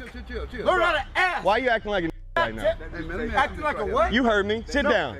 Oh, sit down. If I stand up, what's the penalty? Come on. Look at him. If I stand up, what's the penalty? Y'all need to learn how to act. Don't make a move, man. Y'all need to learn how. We can record all we want around here. Record it, brother, man. Now, Chud would get called out for his antics. Leave you alone, you racist predator piece of shit! I want you because you're a fucking racist predator piece of shit. And the police would speak with him numerous times, but of course he'd play victim. If what you're doing is going around using racial slurs and profanity, that's a little different. Okay. You see what I'm saying? Are you gonna argue that in court? Because I walked into the gas station and walked out. Okay. And as I'm walking to my truck, I turn around, he's got something behind his back that looks like a gun. It's a drill. Well, they're saying that So I don't give a fuck what they're saying. It's all recorded. I got you. And it's live streamed. I know, I got you. And I'm just telling you. And I have every right to say whatever I want on the internet without being chimped out on in public. See, Big Bad Chud is really insecure Dalton, who once looked like Bieber. Mugshots from when he was 18 and 19 would reveal a chubbier face, and he'd even address old photos of him saying posting the pics of the old fat me. I lost 150 pounds and reshaped my entire body years before Ozempic was ever heard of. They want you to stay fat and low T. They are afraid of what you could become. What this tells me is Chud most likely got on testosterone, lost a baby face, grew a mustache and muscles, and felt the confidence he never had as a youth. But this would also explain his fixation with bullying. It's nothing more than a reflection of his insecurities, and while now he might look like Chud, in the back of his head, he forever feels like Dalton, so he has to bully people to feed his ego to make himself feel better. Now, the name Chud the Builder apparently comes from the fact that he owned a contracting company, but his racist rants would completely put him out of business, so he'd start a Give Send Go account in an attempt to raise $100,000. The post would state, "Dear friends, supporters, and champions of free speech, my name is Dalton Etherly, and I'm reaching out with a heavy heart, fighting to protect my family and my business. Just over 1 year ago, I started DLE contracting in Clarksville, Tennessee out of sheer necessity. I was fired from my previous contracting job after BLM activists targeted me over words I shared online, jokes and opinions they twisted to end my career. With no other way to support my family, my precious 2-year-old son, I poured everything into this small business, working tirelessly to provide for my family and build a future. But now, that dream is under attack. Not for the quality of my work, but for what I say online. I've shared mild jokes, unfiltered thoughts, and yes, sometimes I've used the N-word in what I thought was edgy, harmless humor. I know it's controversial, but it's my right to speak freely. For that, hundreds of people in my city are slandering my business, spreading lies to tear down everything I've worked for. The hate has escalated to a horrifying level. I've received death threats so vile they shake me to my core. People threatening to grape and murder me, and even targeting my innocent 2-year-old son with unspeakable cruelty. As a father, hearing these threats against my little boy breaks my heart and keeps me up at night. In the midst of this nightmare, a spark of hope emerged. I went viral on Instagram, gaining over 23,000 followers who connect with my story, my resilience, and my refusal to be silenced. People are beginning to stand up for American ideals and values. This platform is a chance to turn things around, but right now, I'm broke. This slander has crushed my business's income, and I'm struggling to keep food on the table, pay our bills, and protect my family from this onslaught. I need your help to bridge this gap and rebuild. Your donation will go toward covering basic living expenses to keep I wonder how much money they about to say this fool done got so far. my family secure. Exploring legal options to fight the slander and protect my family from these vicious threats. Find new ways to create a sustainable income for me and my family. This isn't just about money. It's about standing up to a mob, trying to destroy not just my family's future over words, but our rights to free speech as a whole. If you've ever felt silenced, attacked, or punished for your beliefs, you know this fight. My business, only a year old, was born from necessity after I was canceled once before, and now I'm facing it again. With your support, I can rise above this hate, provide for my family, and prove that cancel culture won't break us. Every dollar, every share, every prayer means the world to us. Thank you for standing with my family in this battle for freedom and survival. With gratitude, Dalton Etherly, aka Chud the Builder. Man, that motherfucker, he put a that was like the longest beg that I ever seen. God damn, you just need some money. I think, but we didn't see like when these white boys that got in trouble before, like doing this like crazy shit, like Dylan Ruth and motherfuckers come up with paper. I don't know if it was Dylan Ruth. I think it was, but one of I remember they had like a GoFundMe for him, and like they had raised over $1 million. Even like the dude, what's his name, the little Luigi dude that killed the dude from the medical industry and shit. He got like $1 million or something like that on GoFundMe. So shit, I'm guaranteeing you we're gonna see some money for Chud the Builder. Again, playing the victim. Chud would try to market his downfall as being silenced, attacked, and stripped of his rights. He was attempting to play the martyr in the hopes that like-minded people would rally behind him, and some fell for the play. Chud was already facing criminal charges for harassment, and his public defender would withdraw from the case after discovering Chud raised over $40,000, and Chud's donations have now passed over $60,000. And the whole time, reading through his well thought out speech, whatever you want to call it, right? Hearing how people have targeted him for mild jokes that he said online, things that weren't meant to be taken as so serious. He might have said the N-word, but it wasn't nothing that nobody should be offended to the point that they ruin his business, right? And his First Amendment has been attacked, his freedom of speech.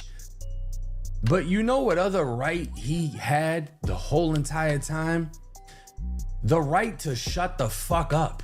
The entire time, this man possessed the right to shut the fuck up and get offline.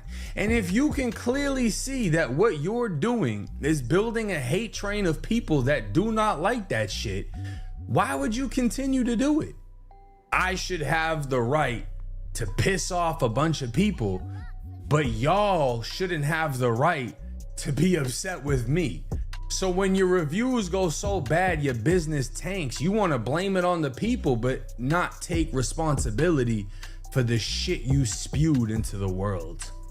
It doesn't work like that. Again, people love being able to do what they want, but they want to be able to pick the consequence. All right. We're going to fall off of him. He's doing a whole little... Let's see what Trap Lord Chud the Ross Builder is cooked, all right? Apparently, the man that he shot outside of the courthouse has now been identified, and surprise, Let me make sure surprise... this is the newest one. All right, 8 hours ago. New information. All right, let's go with this one. Chud the Builder is cooked, all right? Apparently, the man that he shot outside of the courthouse has now been identified, and surprise, surprise, it's an African-American man, okay? This guy had been rage baiting black people all over America, calling them the N-word, filming them react, trying to get a... All right, he's cooked. He's big cooked, okay? Welcome to the cookout. So... Including a controversial online streamer. Hi, everyone. Thanks for joining us tonight at 10. I'm Hunter Hoagland here with Tracy Cornett. And this is something we have been following all afternoon long. Our Braden Ross has the details from Clarksville tonight and why one witness says this incident did not surprise her. Grace Roberts was not expecting to run into crime scene tape on her way into the Montgomery County Court Center. They were like, oh, there was a shooting.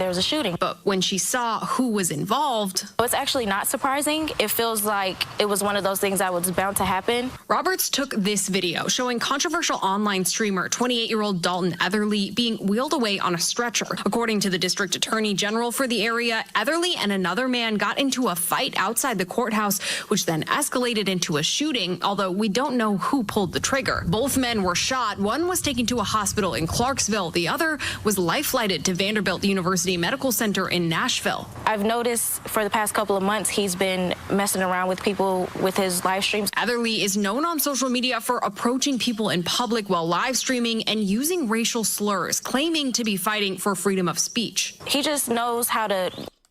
So he is being charged with attempted murder. But now, if there were a lot of people around when he fired those shots, a goal, he's on 26 now, and the sheriff's office is chimping out. All right. This is allegedly him, okay? 31-year-old Army veteran called Joshua Fox. He was shot in his shoulder and stomach. He's a disabled veteran with 2 kids suffering from PTSD and other medical conditions. And as a result, Charles facing 25 years in prison. So this is apparently a throwback video of the guy who got shot. Yes, this is my favorite filter. No, I don't like cats. I just think the filter's dope. Anyway, for those who don't know what I'm talking about, a plumber came to my apartment today, banging on the door like he was police.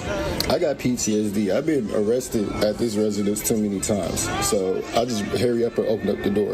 They ain't finna kick down my shit like they did last time. Anyway. So that is apparently the man, okay? And they're talking about, this is just like newspaper clippings of what happened. We already kind of know all that info. But that's apparently the victim, Joshua Fox. And interestingly enough, they're talking about Chud's going to make millions on a GoFundMe. Well, Joshua has actually created a GoFundMe for his injuries already. And basically, he's already surpassed his $25,000 goal. He's on $26,000 already. Okay, so if you want to go and donate to him, standing with Josh and family after the shooting, right there. Okay, and Gideon has donated $1,500. He's the top donor. Shout out to Gideon, man, one time. Big ups to Gideon. That's what I want to see. Let's give Kennedy a call. Let's see what he think about this.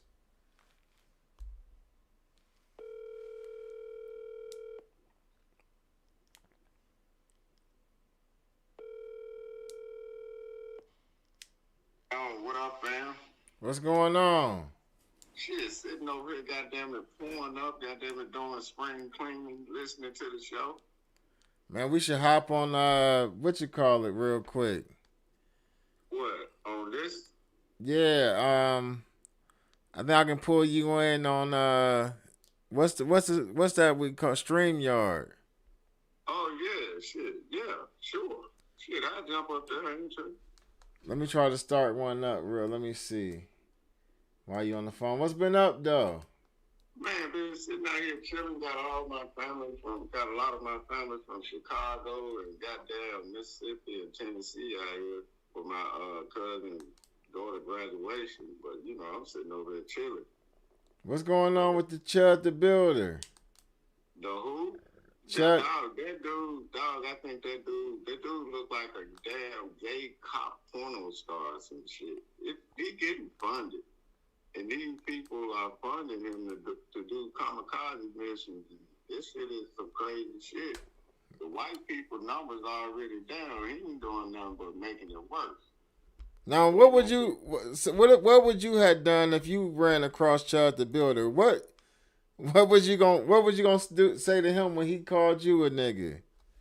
Spray his ass. Just spray him like he be doing to everybody else. Because anything else. He's walking around like Charleston White, dog. And anytime you touch that damn nigga, you gonna get some jail time. I don't even think they gonna do him dirty with the shit that he's doing. in jail, cause even though he provoking the whole situation, dog, them white folks looking out for that nigga. It be secret white folks feel the same way, and then that's just like with Charlie Kirk. Like all these white folks, and you remember when the white boys tried to be out there in Ohio on that bridge and shit, right? Yeah. Man, you see how quick they got their ass up out the way, right? Yeah. Yep. Man, these white people better get back to inbreeding. We're talking about they numbers, like how many of them it is. Man, it's them hill have eyes white folks coming out the blue now, dog. They tired of fucking each other. Their biker gangs and shit. They like, I'm tired of shooting at just nothing. They ready to shoot real targets, and they tired of goddamn incest. Yeah, nah. They take that shit out on us, man. That's exactly what it is. And they getting bonded by this. You call a nigga, you white, and you call a nigga, goddamn it, you get funded. But these people ain't gonna see that money because they gonna be locked the fuck up or dead. So they send them out on crash out missions. It's no different than a nigga in a gang sending a nigga out to do some shit. Except this dumbass just white. And he looked like he, like the chick, you saw the black chick that said she recognized that nigga because she used to peg this nigga. I'm like, wow. I'm not surprised. The nigga look like a low budget porno star that's a cop or some shit. He look weird. I still think that nigga getting paid for this shit. Hold on, you said somebody got pegged. Yeah, it's a black chick. Look it up. It's a black chick that says she used to peg this nigga. It's a black chick that says she used to peg that dude. He recognized her too. All right, I need to send you an invite. And he recognized her straight the fuck up. Hey, bro. Where you want me to put this invite at? You want me to put it in the chat? Yeah. Shit, I'll jump up there. I'm putting it in chat. Click it. Okay, bet. Yep. All right. Anybody actually can click it. I hope that's the invite.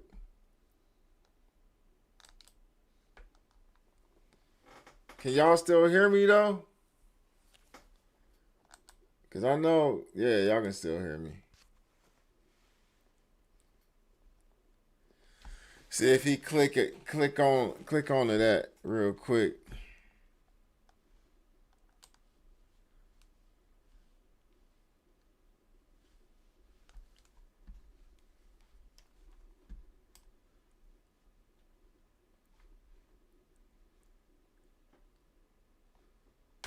And see if he click onto that real fast.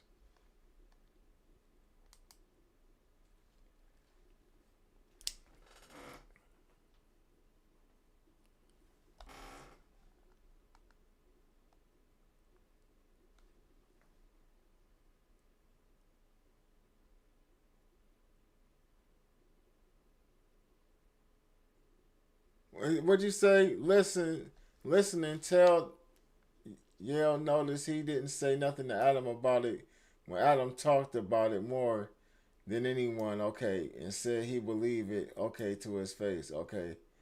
What you talking about? I know you talking about Wack, but which one you talking about? Yeah, because he used to get fucked by a black. All right, yeah, that's what. Come on, man. Where's Tennessee at, man? He ain't pop up. All right, fuck it.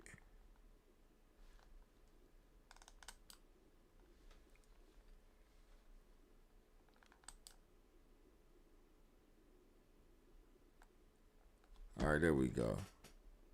Let's get back to it. Let me find some other Chud the Builder videos. I don't really know nothing about it. Ready. Upset with me. So when you. All right, let's see.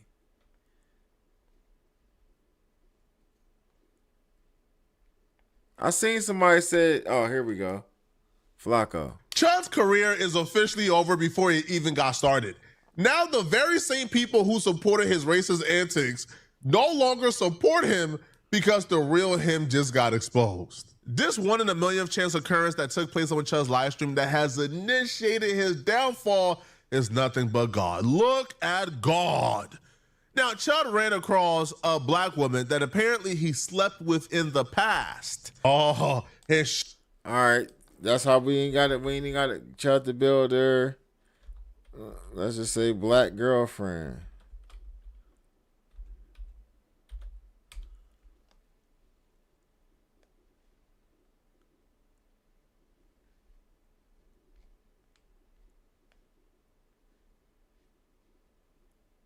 Oh, she went in though. Okay, so it's a couple videos of her.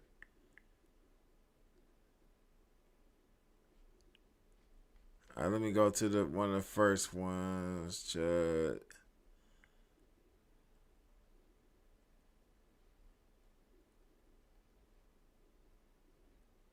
Damn, do I gotta go back to Flacco's video to get the interaction?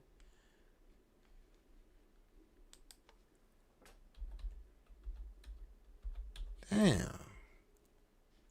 Now come on, shit.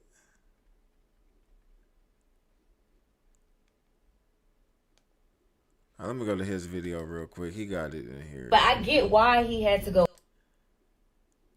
Pull down. I'm telling it. His whole demeanor. I fed you before. Yeah, you were cool as shit. I've always been Dalton, but I am a Chud. Right, but you're not my Dalton. You used to come to my house. I fed you. Yeah, you were cool as shit. I don't remember you that much, but I do remember I know you. See, we got roots. You're following Liver King. You used to sell me. I fed you before. It's been a long time. Okay. Well, I healed your stomach by teaching you how to eat real food. Yes. So that's what was your name again? I'm Lana, but that's Lana. Why I'm confused. What happened to you? Because you're not racist. I know that. I fed you. I don't think this girl is lying.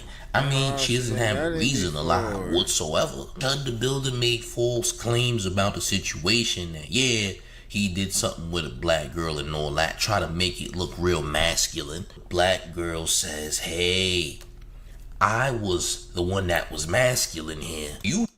Oh, shit.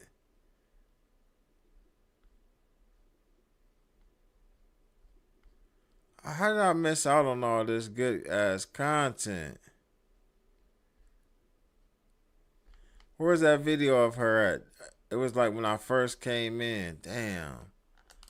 I'll go back one. Not this one. This.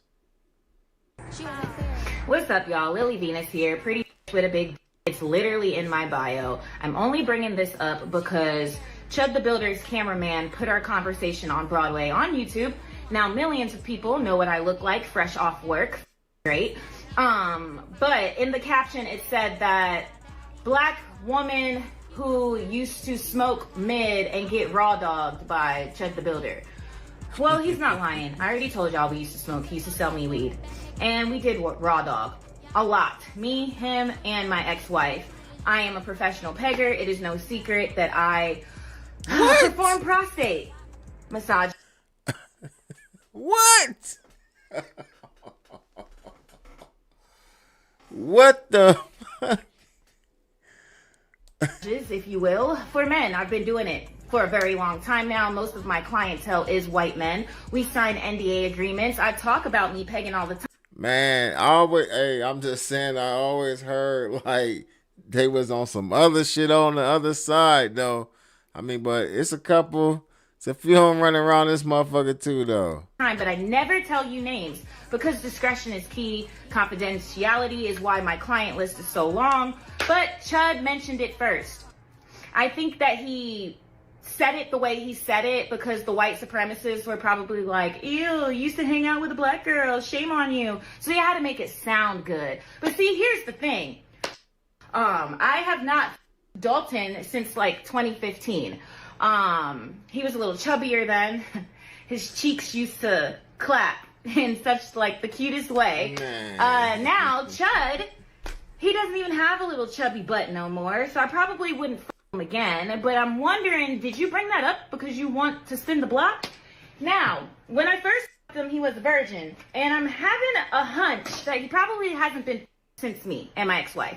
And do not forget, ladies and gentlemen, we have a memorial weekend event at the Hidden History Museum. Man. Hey, that was a little much, huh? How many interviews is she doing?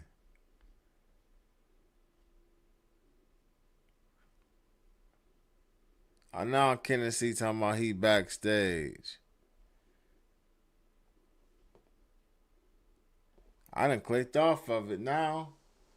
I'm truly one thing. Dude, whoever Mary Banks is kind of back far in there.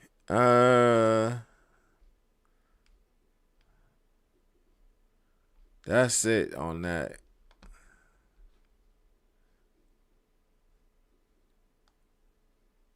All right, let's go to this one. Got a bit of a situation going on where Chud the Builder apparently used. Hold on, let me see. I thought I seen there. So they saying they just can't. They just said fuck it and just saying he gay, huh?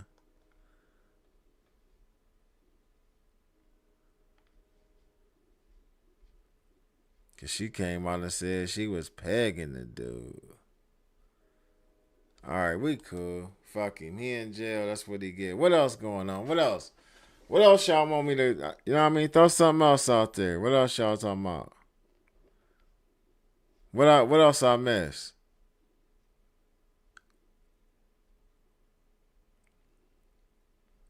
Throw a topic at me. What else I missed? Let me look at my my DM. See what I got in there. I was gonna talk about this shit with dude DMing me and shit, Alex Alonso. I'll say that for later.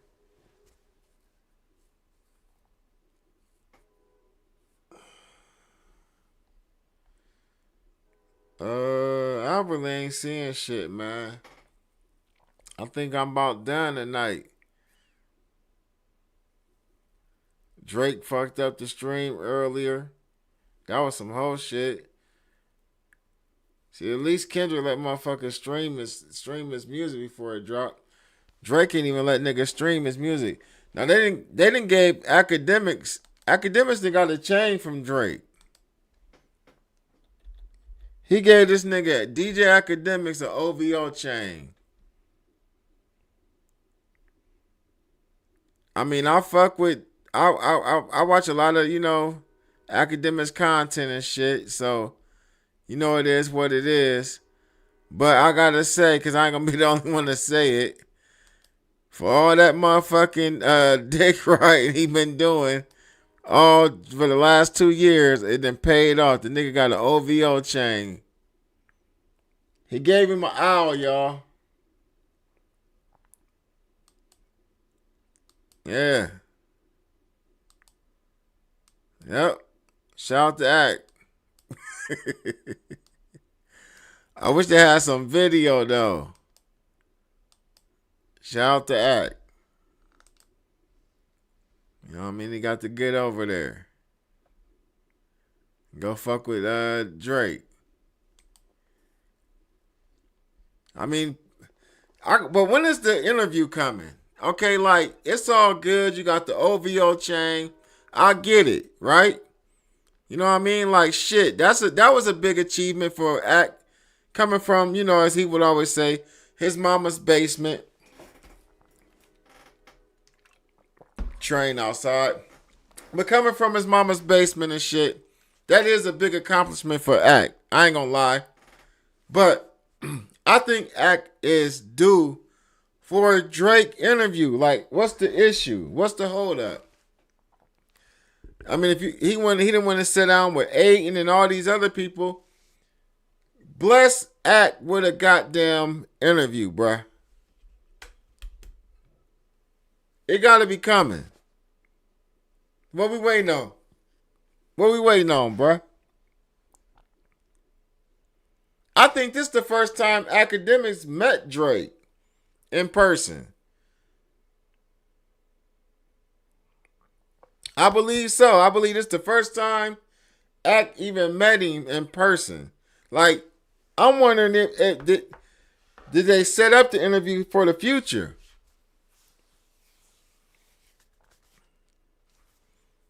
I gotta know. Did Act line up the interview for the future with Drake? He had to ask. This dude a flat backer. He had to ask about it, man. Like, come on, like.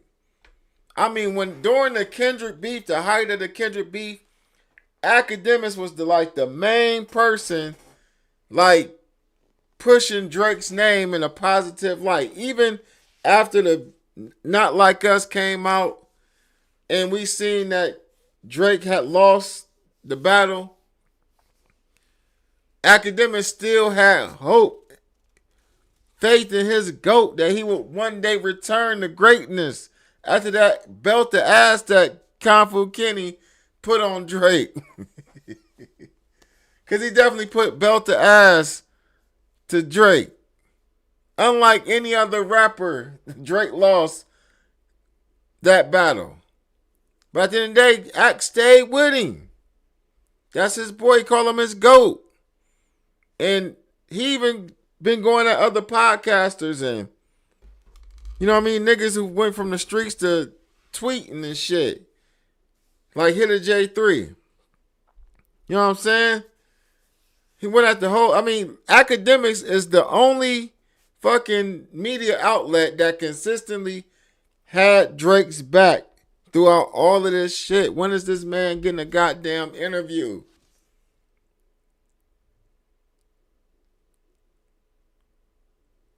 Come on, man. That shit look crazy. I ain't gonna lie. Like, I was joking at first, but the more I think about it, the more I'm like, that shit kind of look crazy. Like, get this boy an interview, man. Get a boy an interview.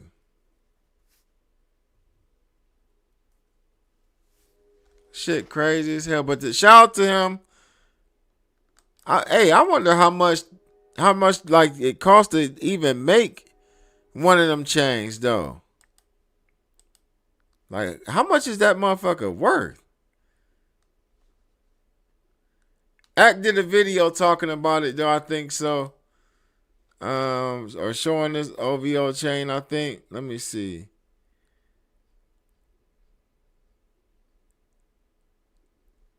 Here you go. Yeah. Hold on. I don't want to fuck my stream up again.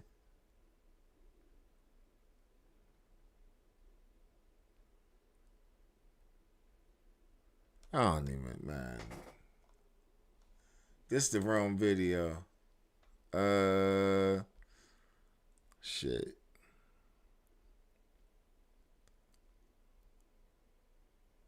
Anyway, fuck it. I don't feel like finding it, man. We seen it. He got the necklace. It is what it is. All right, let's go back. Let's get back.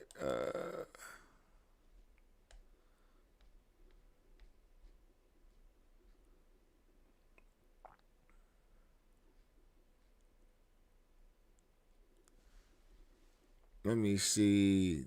They ain't start giving no numbers or nothing on Drake yet. Damn, all I'm seeing is Drake shit. Let me go to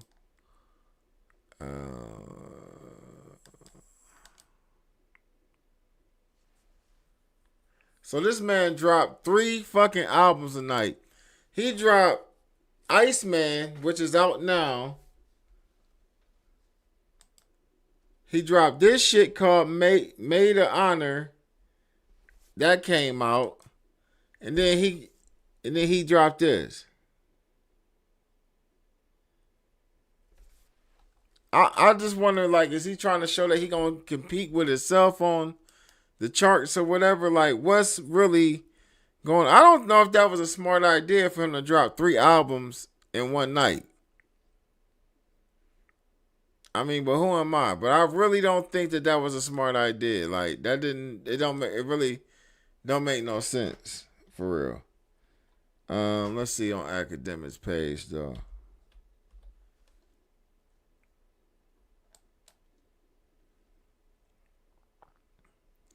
They said after the album dropped, Spotify crashed and shit. That's how many people was trying to really listen to that all at once. I mean, it got a lot of attention and not all good attention. A lot of this shit, you know what I mean, is attention because people want to see Drake fail. Why is he trying to keep Adam out of it? She was doing more to that nigga than Wack was getting. Y'all crazy. All right, but I'm going to get up out of here, man. It done got late, man. I'm tired. And I really ain't seeing nothing else popping or going on.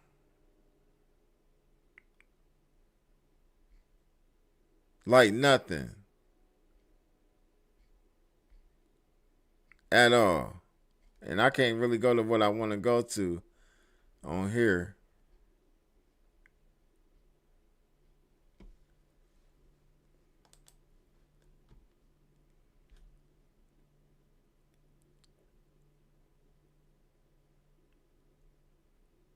I ain't seeing shit that I ain't already seen.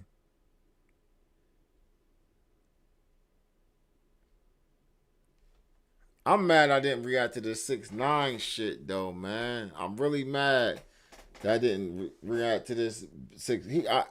When I watched it the other day, I'm like, damn, he was going in like on Big Banks, like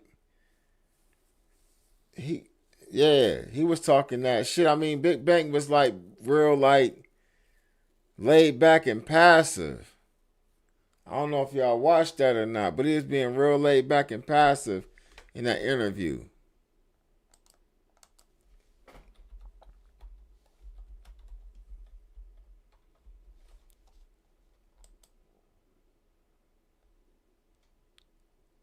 It's so damn long.